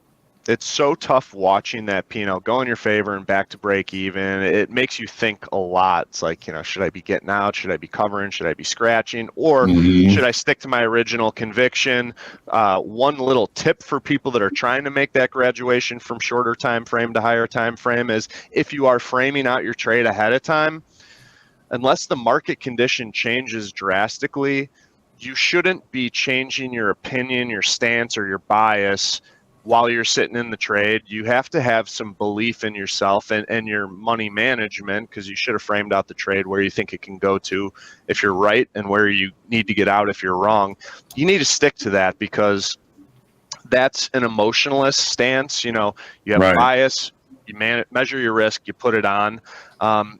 You don't get smarter while you're in the trade. I was just going to say that, Mike. You don't get smarter when you're watching your P&L go up and down and back. That's kind of what makes you squirm in your seat. So for those of you that are trying to make that graduation to a higher time frame, stick to your conviction.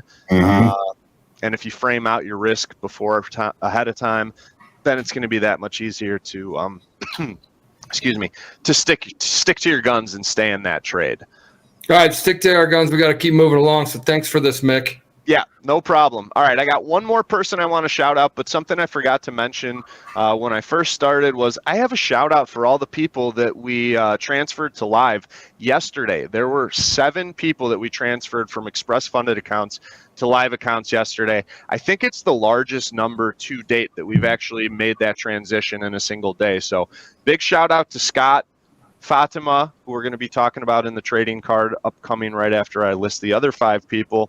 Patrick, Robert, Naeem, Brandon, and Daniel. Very happy to and proud to be calling you guys all up to the live prop firm. Nice job. Patrick Whelan, right? That's And Patrick, yeah, he was the person I mentioned third. He's the fine gentleman here in the chat that just says NQ wants high of the day. Yeah, it does. Yes, it does. And then Patrick kind of carved the market. I would say carved the market up very well. Anybody that doesn't know what carve the market up is, it means get in right around all the little pivot points that the market moves around. So he was kind of picking on the pullbacks, buying great, getting long at great spots, on the rips higher, getting short at good spots. So he called a great. We still got some pretty negative delta here in the S&Ps. Just want to tell everybody we're still at negative 14,000 in the delta. If we take out the highs, there's legs under this.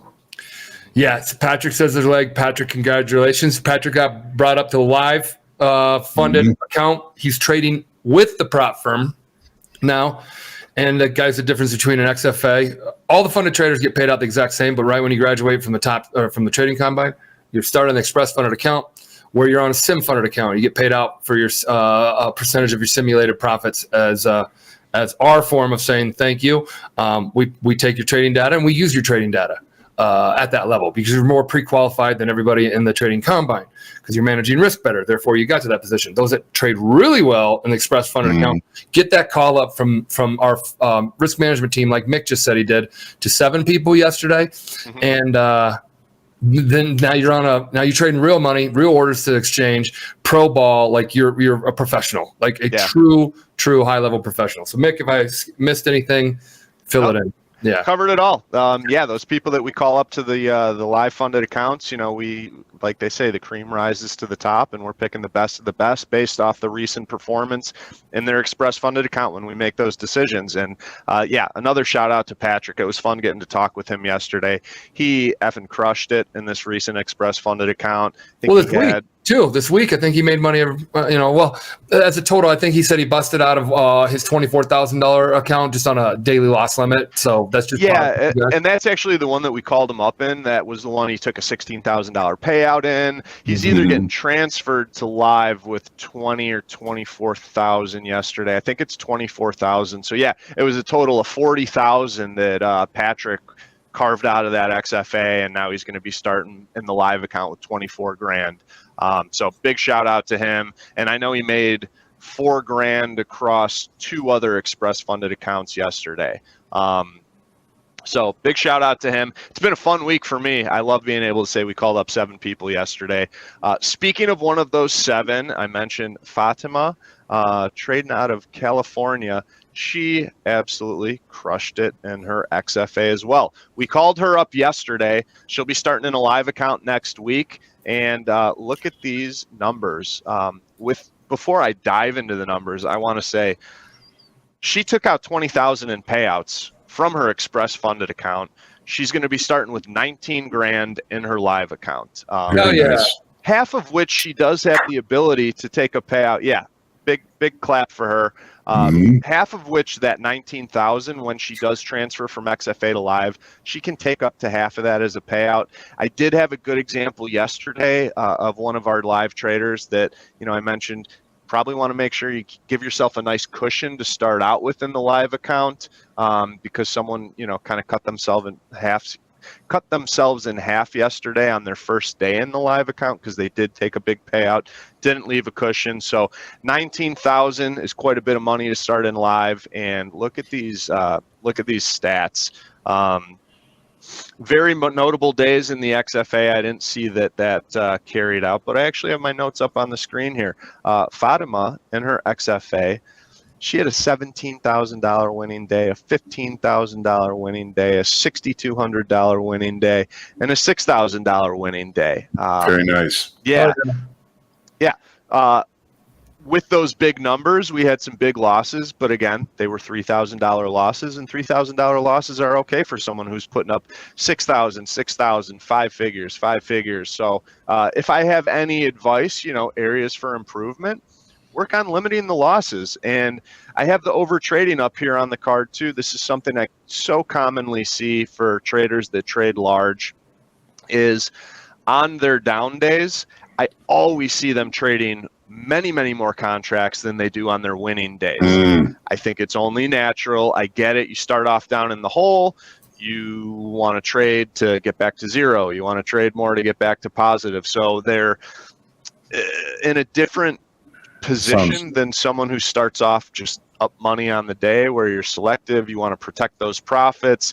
They got a little chip on their shoulder. They're down in the hole and they want to trade to make it back or make more. Sounds familiar. Yeah.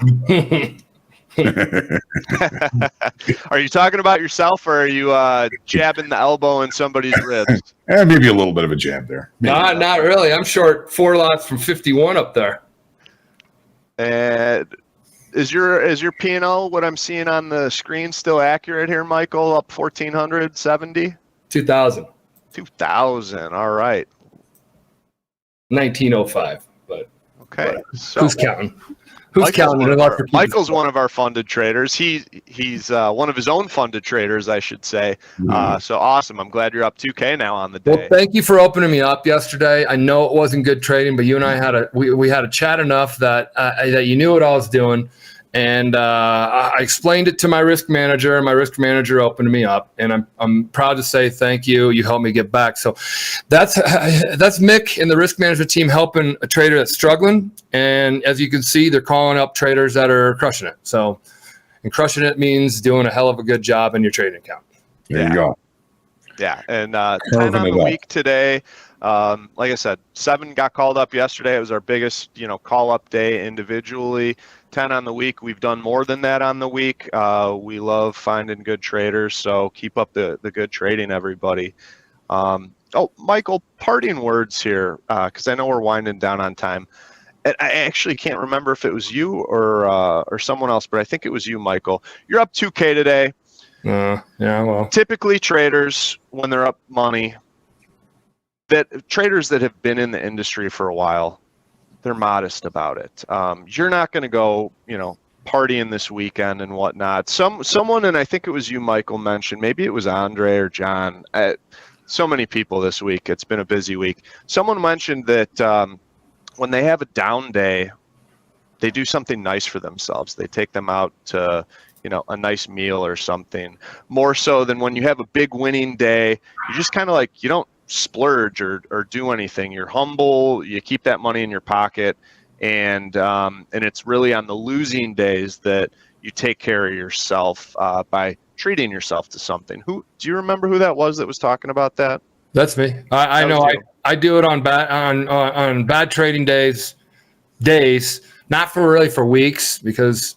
Well, yes, I do it for weeks. I do it because I do it on the weekend. I just try to do it's more feel good for give back, and also, treat myself a little bit. Because when things are going well, Mick, you know this too. You kind of feel like that's your job. Your job is you're just doing your job. So it's not like a huge euphoric. Hey, I'm up, blah blah blah. I'm just giddy as shit. But when I'm down. When I'm down, I want to go do something for somebody else. I want to go spend some of the money that I haven't been, that's been building up, so to speak. Mm-hmm. So, yeah, I would translate that to that's a business mindset. If you are a consistently profitable trader, you stay humble. This is what I should be doing. Don't brag. But I used to do this, and I bring it up because I was listening in when you were talking about it yesterday. I used to do the same thing for myself. If I got, spanked around in the morning, I'm going out to treat myself to a very nice lunch. Or if it was, at the time I was trading the grains predominantly, so I'd be done at 1:15 in the afternoon. I might have missed lunch, but then if it, was an end of day losses that I took, I'm going out to a nice dinner if I had a bad day. You hear a lot from psychologists and stuff like that about you need to be nice and kind to yourself. don't say, you dumb, MRFer kind of thing. Like, treat yourself nice. I was good about doing that for myself when I had those bad days. And I would encourage anybody else out there to do that for themselves too. Yeah, when the going gets tough, the tough go out to dinner. All right. No, that's true. I mean, like, why would you have a tough day and then go to try to keep it tight and like eat your sandwich at your desk that you made at home? I mean, you can do that, but for me, I'm just like, I want to go feel the fruits of my labor just because today's bad, but I've been trading well. I need to feel that the success of that, and the success of that is like a nice lunch. I mean, maybe I'm spending $30 on lunch or $40 on lunch when you're like, no chance I'm doing that before because I budget. You don't need to spend $40 a day on lunch. Squeeze something sweet out of something sour. Yeah, absolutely. That's why I tell people all the time: be kind to yourself, be kind to others. We work really hard at this. We deserve to have good things. All right, last question, Mick. What in the world do you have going over your shoulder? Is that the fire drill smoke, or is that, I hooked up a humidifier yesterday since they've got the heat going on in the building. It's pretty dry, and I went in to use the restroom. I saw myself in the mirror while I was washing my hands, and it looked like I had hit the bong a couple times. So. There's no crime. There's no crime there in Colorado, just so you know. That's right. Actually, no crime there in Chicago either. Yeah, you're right. Yeah. So this is my little I know that sound. I went to school in Colorado. I mean, I actually really thought you were doing that. I'm like, okay, this show went from like somebody said yesterday they gave us feedback. They're like, the show tilts between professional and inappropriate, and I love it. Yeah, whether it's Eddie ripping cigs or John with the bubbler. Yeah. All right, good stuff, Mick. Awesome stuff. Great work. Again, thank you yesterday for opening me up. I know you put me back at 5 or 3. You're back at 5. All right, that's daily loss limit, just so everybody knows. I was at 3. I moved it up to 5. Then I told Mick to put me at 10. All stupid moves. You don't do that. But as a funded trader, you can ask for your daily loss limit to be removed. You can ask for it to be adjusted. I don't think you do it midday, but you got to do it prior to the day, and we'll do it. We're not going to move it like every second of the day, or if you keep emailing us, we're like, what? Like kind of have a plan. Yeah, when you're gonna do it. We'll do it for you. Yeah, we'll do it for you. Be flexible and do it, but yeah, we're not in the business of making those adjustments. You hit something, you want it moved. You hit it again, you want it moved. I'll tell you no. Well, you did it. You did it for me, but I have a direct line into you. So thank you, Mick. Yeah. You helped me put that day. That day was a $1,600 loser day. Today I'm up 1710, and I'm probably going to call it a day. Yeah, and scratch on that last thing. Michael, I had him walk me through what his mindset was, what he was thinking about that. It wasn't just, I'm pissed, I want to get it back. No, he had laid out a couple things for me that, okay, let's do it, and it worked out. We dug ourselves out of a bit of a hole, did some damage control, and it worked out. But that's because he had a good reason, or good reasons, I should say, for requesting that, and I'm happy it worked out. You're going to ask anybody who reaches out to you guys in the risk managing group, kind of why. Hey, damn right. Yeah, because you see, guys, hear the damn right. That's passion and helping traders right there. That's what it is. I'm going to leave it at that. Thanks, Mick. That's awesome shit, and great stuff on all those traders that got called up live, and all the traders that traded well. Exciting Friday. Have a great weekend, you guys, and everybody out there watching. Thank you. Thanks, Mick. Thanks, Mick. All righty, John. It's the top of the hour. It's the end of our tournament or our thing. What's the tally? Hey guys, I'm at. Well, we're going to take a little bit of a coffee break here. We're going to get our team members together, and we'll have the trophy ceremony in just a couple of minutes. Technically, you're giving me a couple minute window to size up and catch a move that doesn't even exist right now. Well, if you can do that, I would be happy for you. No, I'm going to call it a day. I scratched the last 2 days. Thursday was down, today's up. So these 2 days are scratched, but it's a good week for me. I want to see the total from me, Andre, and everybody. So we'll hopefully have that for you guys next. And we'll see what team won. And we'll talk just really briefly about next week and what we're doing with team trading. So this is going to keep growing. You're eventually going to be on a team, but only people that can be on the teams are funded traders. And we'll talk more about that when we figure out who won.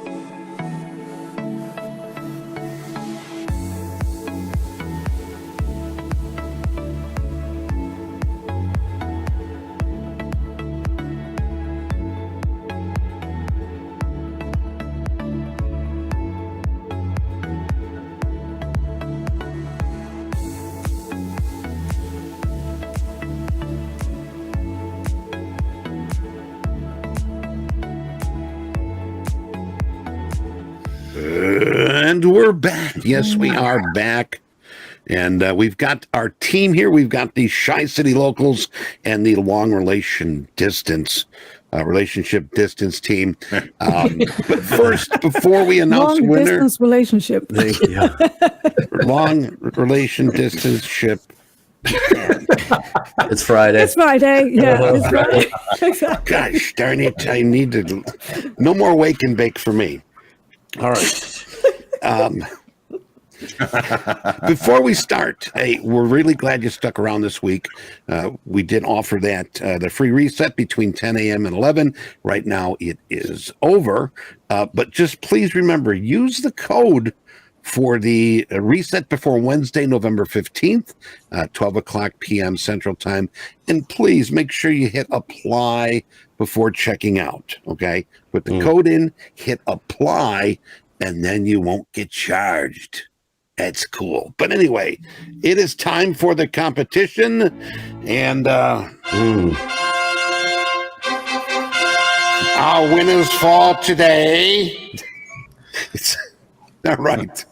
We got our winners here. What do we got? Correct. There it is. The Tri-City locals pathetically accumulating only 2,385, but it was positive. And our winners here today. Well, sorry, Tri-City locals. Wow. Looks like Lady Luck just gave you the finger. Yes, they did. Long distance relationship, 6,398 and 50 cents. So Congratulations. our winners. Well done. Very Congratulations. Yeah. locals. Thank you. No, Thank you. No, you didn't win. Proud of you guys. We're proud of you guys. Who's the MVP? Who's the MVP, Eddie? Oh, You know what? No problem. I was just going to say, yes. Deanna, you are the MVP. So congratulations. Well done. Well done. You get the Nice trumpets trade. again. Right, mate. It's you're the MVP for today.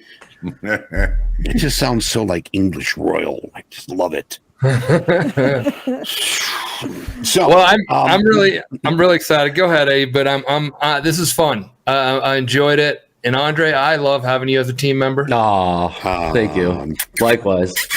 I should wish I carried my weight more this week. It's like in a golf scramble when your group is getting all the good shots and you're just along for the ride. Well, that's just this week. Now, I don't want you to get discouraged, Andre, because I've been on a recruiting tear in the last 24 hours. Been on the phone with the agents of a few of these kick-ass traders all around the world. And all around the world. I've been on the phone with them. I'm working deals. I'm doing trades. Some of them said they wanted a Red Bull in the locker room if they're going to come over to our team.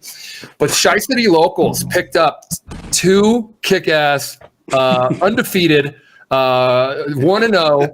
And one of them's already been MVP of the league. We picked him up, Andre, and we got the waiver line. We got a new head coach and trader. So this is he's in the dugout with us, but he also gets up the bat. There you go. And then lastly, we have from across the pond, just a kick ass, explains her trades really well, crushes it really well, and puts up stacks as an MVP of the week, whatever week this is of the year. Hey, we picked up Deanna and Hogue onto the Tri-City locals. This is the team that we're going to establish here. And we're going to go up against 5 funded traders next week on their own team. So we haven't picked a 5 yet. We got to figure there's like 50 or 100 of people that have wanted to say, hey, I want to join a team and I'm a funded trader and blah, blah, blah. Gotta be funded. Yes, you have to be funded. Danielle just put in here the wait list. Is that the wait list for this? I believe it is. Danielle, so get your name if you're funded, get your name on the list. And Deanna and Hogue, welcome to the team. Thank you. Pleasure to join your team, Michael. We have so much to learn from you guys. Yeah. Mostly how not to move your daily loss limit. Yeah. Yeah, I know. That could have been really bad. But I figured. Good save, though. Good save, man. Yeah. Thank you. I figured as Brett's what's the Steinbrenner? So how from the Yankees? I figured if I own the Tri-City local team and I got Andre and I on here and we've been the founder members of this, we want to keep this going. So we need good players. So if you guys okay with coming on our team, I think we can kick ass together. And I got another person I'm recruiting right now too, but it's top secret. Yes. Top secret. Good job. Yeah. All right. Hey, if you haven't, I know the list is big, but we want to make sure that you're open to it. All funded traders only, okay? Mm-hmm. So we're going to get started in about 2 weeks instead of we talked about Monday. But we've got a lot of things we got to do. So I have one more thing, Eddie. Sure, go ahead. I have jerseys for everybody. I want to bring the jerseys in here. And this is a draft still. Very, very close, but we're getting to our jersey, the Tri-City locals. If we can go closer, we can go closer. I don't know if we can, but if you guys could cut that. Cut that. All right, cool. If you can see it, just nice. There you go. Yeah. Nice. So I need zebra stripes here. Should I get some zebra stripes? All right, so that's the team. And we're kicking this off. So exciting stuff. Team trading is going to keep going each week, and we're going to keep adding teams and keep playing like this. Right now, it's going to be King of the Hill, so to speak. Well, it's not even King of the Hill because technically you guys are on the top of the hill. Yeah. But you need to be dethroned. Dethroned, yeah. But Tri-City locals next week versus whomever we pick up, and we'll be our creative team around, which we'll be letting you know very shortly. So there you go. Nice trading with you guys. Now, for the losers, I know it sounds pretty nasty. But for the people that didn't quite get to where they wanted to be, is it all better? Thanks, Eddie. That's way All right. Let's see it, Eddie. I Just love get it all over you. with. What do you got? It is Friday. Okay, I've got 6. look at Deanna. I've got 6. All right. Things that you can pick from. So the first one is pretty basic. A delivered lunch of your choice.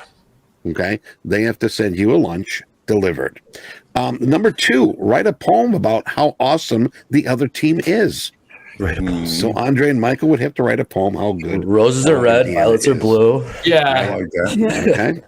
Deanna and Hogue, you're great. Number 3 would be sing a song, the song the winners choose, a duet. Oh So boy. we'd have We have to make Duets. we have to do harmonies. Or number 4, since we all have like dogs, eat a doggy treat. You got to eat a doggy treat. Hey, that's not much of a Like a milk punishment. I bone do or that all the something, time. Really? Like a rawhide. You got to do a whole rawhide. Nang, nang, nang. Number 5, wear a propeller beanie for the duration of the segment. Oh. Or number 6, the last one, wear a set of funny teeth for an hour. Oh, wow. So I kind of like the propeller idea. You like the propeller Wear a silly beanie? That hat. would be Yeah. Where does one get a propeller beanie? Yeah, you get them on Amazon. Yeah, you can get anything on Amazon these days. All right. Yeah, well, All right, so what's our what would it punishment going to be? yeah, you guys Lunch, lay it out. poem, sing a song, eat a dog treat, wear a propeller hat, or a set of fake teeth for an hour. Well, since Deanna is the MVP, I will let her choose. Be kind, Go with Deanna. let's go with the propeller hats because I think Propeller it might be hat. quite difficult to talk with the fake teeth. So, It would yeah. be. It would We be. are trying to provide value here for people. So yeah, let's go with the propeller hats. Hats are always fun. Yes, that works. You're so nice. You're so nice, Deanna. I appreciate that. Yes. I'll take I'm not it. going to make you sing live. Don't worry. I'll take the punishment. All right. So Danielle, if you're on here listening, we need to have you sent to us. Yep. Beanie propeller hats. So They're going to love this. They're going to love it. Like, what's going on? Why are they? They're new, wearing it's going to be our propeller new hats? headshot moving forward. totally serious here, right? Totally serious. You're kidding. Nope, they're going to be wearing those beanie hats. You lose. Yes, they did. All right. Anything else here before we call it a day? Coming back next week, I know that we got the Casper quiz gonna still. join us. We got top quiz. Yeah, we got quiz. Oh, we did top quiz. My God, man. He really loved having you as my team member. You carried us. Thank you very Likewise, much. it was very enjoyable. Thank you for not going on any crazy trading. So Right. it's a good thing. We could have done even better if I stayed away from gold. But hey, But hey, yeah. you had a good week. I had a Yeah. good week. We're in Yeah. good shape. So And thank at you. the very end of the much. day, everybody had a pretty decent week. You know, Michael managed to dig himself out of the hole. Yeah, he did. Not Yeah. everybody can do that. So, full respect. Very enjoyable. Yeah. Very enjoyable experience. I've never done something like this before. I think it's pretty cool. I think the viewers liked the competition going throughout the week. Yeah, I Andre, think so too. Yeah. full respect to you, Andre, too. Enjoyed it. We talked quite a bit. Even after the show, we'd call each other. We even had a fight. We got yeah, he hung. He's Wednesday, we got in a fight, low key. Lovers usually do that. Yeah, We'll talk to you later. Yeah. I'll talk to you later. Yeah, that was behind the scenes. Now I want to know what the fight was about. He was over trading. I'm like, what? And Andre had a bad day, and I was over trading, and I see. Yeah. yeah. Oh. And it got heated, and then So maybe we should get you a grasshopper hat because I call the over trading grasshoppers. Grasshoppers, yeah, there you go. That's it. yeah, it was pretty comical, but yeah, we kissed and made up, so we're good Yeah. again. Good. Yeah, just like trading buddies would, just like teammates would. Now Andre, we doubled our team size, and we're working on one other one. But we got some. It's like kind of like Kobe. Well, R.I.P. James Harden. Not the James Harden we have. The James Harden going to the Lakers. You got LeBron. I'm trying to stack the team. How about The that? dream team. Yeah. I have no idea who any of those people are. I know. I trust Most you. people don't. Yeah. Yeah, most of you. I'm sorry. Yeah, dream team. Just think about that, Deanna. Dream That's team. self-explanatory. Hey, who's before we Give jump it up up for our traders one more time. Good job. Thank We you. appreciate the fun that we had this week. So yes, we got the top quiz coming up next. Next week, I was saying we got Jesse, aka Casper Rogers, going to be a power player Monday. So looking forward to that. Cool. Hey, who's joining Jack on the quiz after this? My chief of staff. Who's your chief of staff? Sarah. Yeah. Okay. Yeah. She's my sister. Yeah, that's what I heard. She's my sister. We share the same parents. We share the same parents. Get to know the fam. Yeah. This is the only person that can put up with me working so closely with me. Therefore, I had to convince my sister to come on board. And damn, is she good? She is good. Yeah. So she helped the one with the costume, the fire drill. The fire drill. No pressure, Sarah. No pressure. No pressure. Okay, so awesome stuff. I'll be on a bit, the best I can next week. I got to go to Chicago for some meetings, but I have a kick-ass team here, and we're going to pick up the 5 new players to go against the Shy City locals. There you go. Cool. Let's go. Nice. All right, that was awesome, guys. Thanks. Hey, stay tuned for the quiz. All right, thanks everyone. Be kind to yourselves. Be kind to each other. Take care, man. Pray for peace. Pray for peace. Absolutely.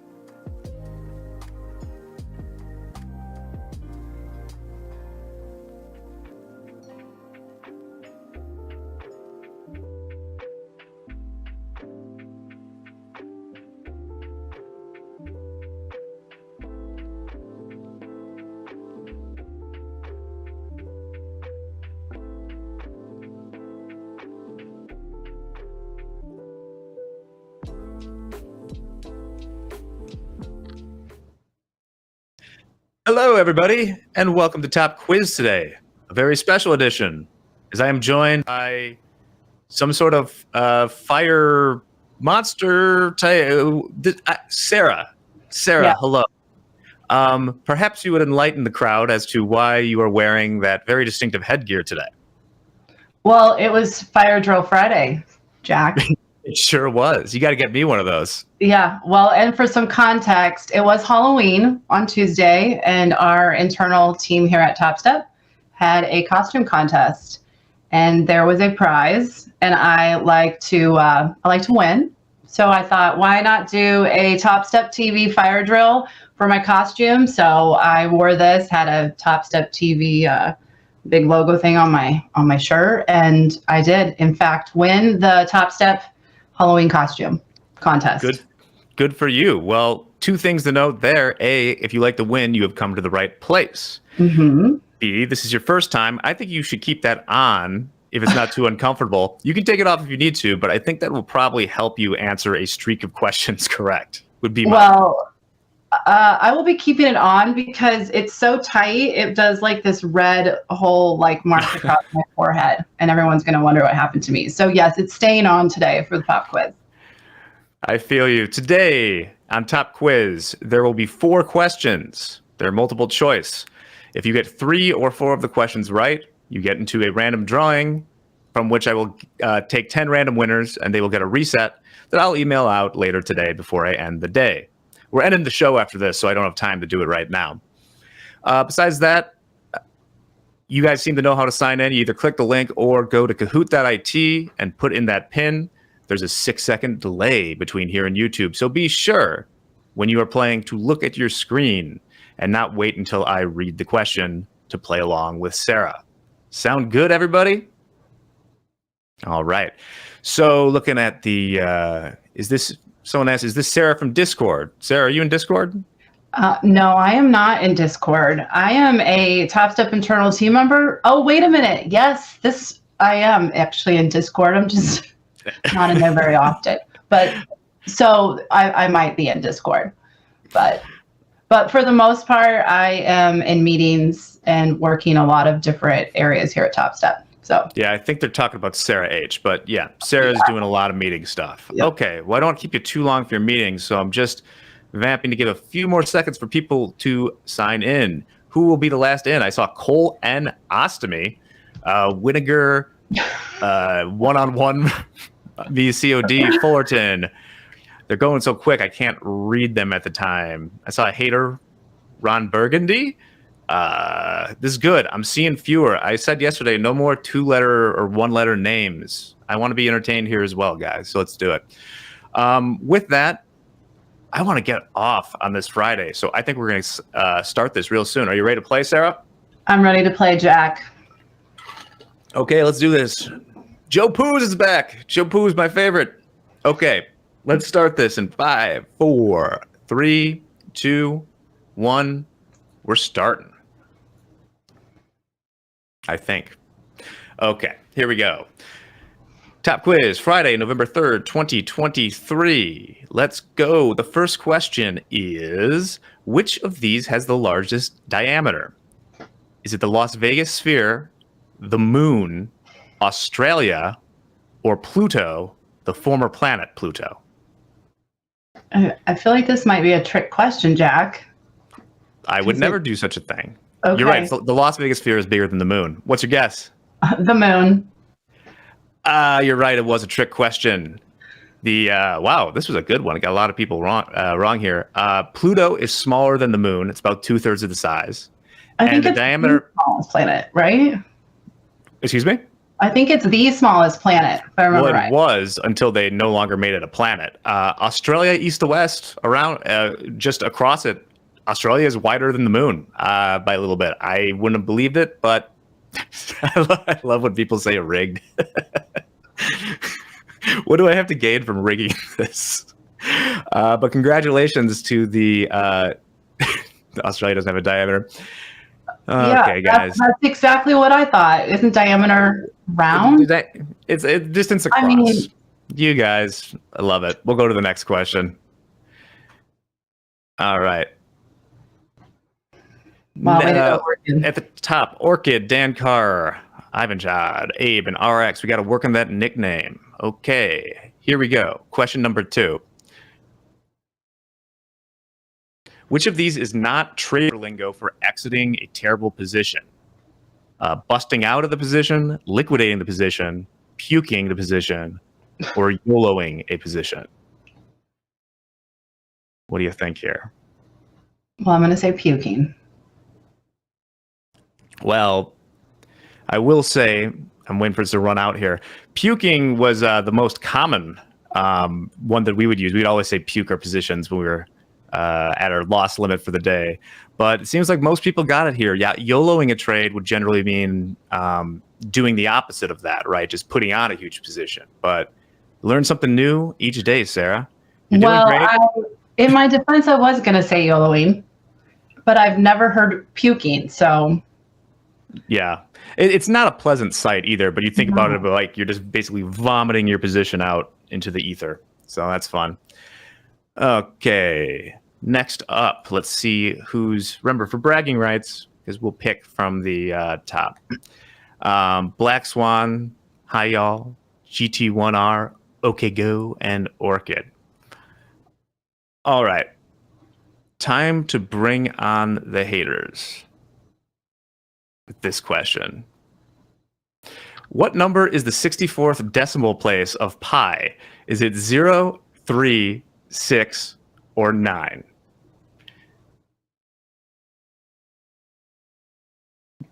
This is something everybody should know. I don't remember the last time I said pi equals 3.1419. All right. Okay. Hello, Googlers. I found you. This question doesn't count, by the way. So, terrible questions. Raymond, you don't know what I'm trying to do here. I was trying, obviously nobody knows off the top of their head what the 64th decimal place of pi is. So you would assume that the answers would be distributed about a quarter each.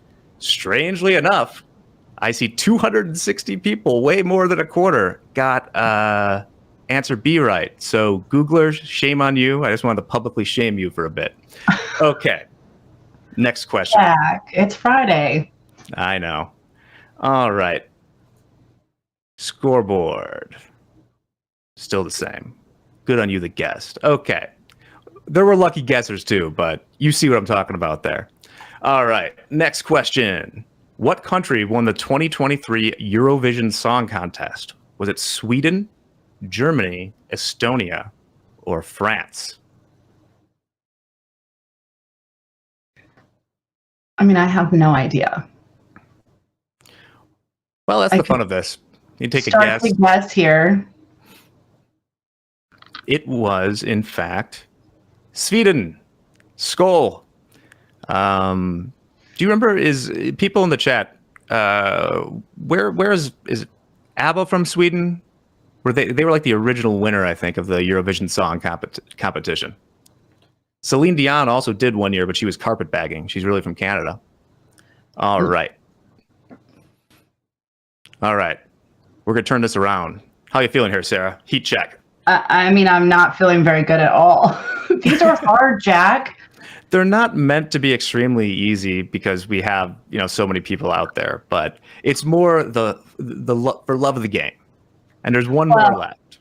And I am a big love of learning, which I see what you're trying to do here with this pop quiz. Yes. Well, you're doing great so far. Definitely in the pantheon of people we've had as guests. All right, you ready? We got one more question. All right. But first we'll see Hi Y'all, RX, Alico, Jay, and Salt Bones. I wonder what that's all about. Okay, last question. I'm ready. Which of these is trader lingo for selling via a market order? Lifting the offer, patacking the trend, hitting the bid, or taking the spread? Oh. Yeah, I'm also not going to answer this, Jack. I'm going to wait and see. You're going to wait and see? Well, it's not patacking. All right. It is hitting the bid. Absolutely. Yeah, I think you guys like that one. So if you think about it with the latter, you're hitting the bid if you're selling, you're lifting the offer if you're buying. So that's something to know about. All right, Sarah, valiant effort. Do you want to see who our bragging rights winners are? Absolutely. Yeah. So our bragging rights winners for today, in third place, Andy with an I. In second place, Jack. I mean, some other Jack. And the winner is, of course, Alico. Congratulations to everyone that's playing. Sarah, while I have you here, anything else that you want to announce as far as Topstep, or you got a platform? We got some people watching. We do. Well, the fire drills, we internally, a lot of work for our team, but we love seeing the excitement that they bring to TopstepTV. So those will continue into the month of November. So stay tuned because we won't announce when they're happening. Otherwise, it's Friday. And when you work remote, Friday's a great day. We have a lot of fun. Meetings are low and still lots of work to do. So you got a good weekend ahead?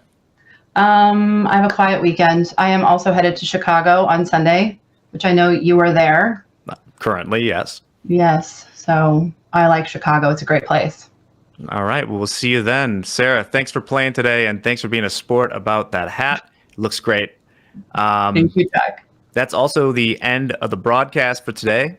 We'll be back at 8 a.m. Monday through Friday, as we usually are. So everyone out there, trade well, stay safe, have a nice weekend with your friends, family. It's all going to be good, all right? So have a good one, and we'll see you on Monday. Thanks, Jack.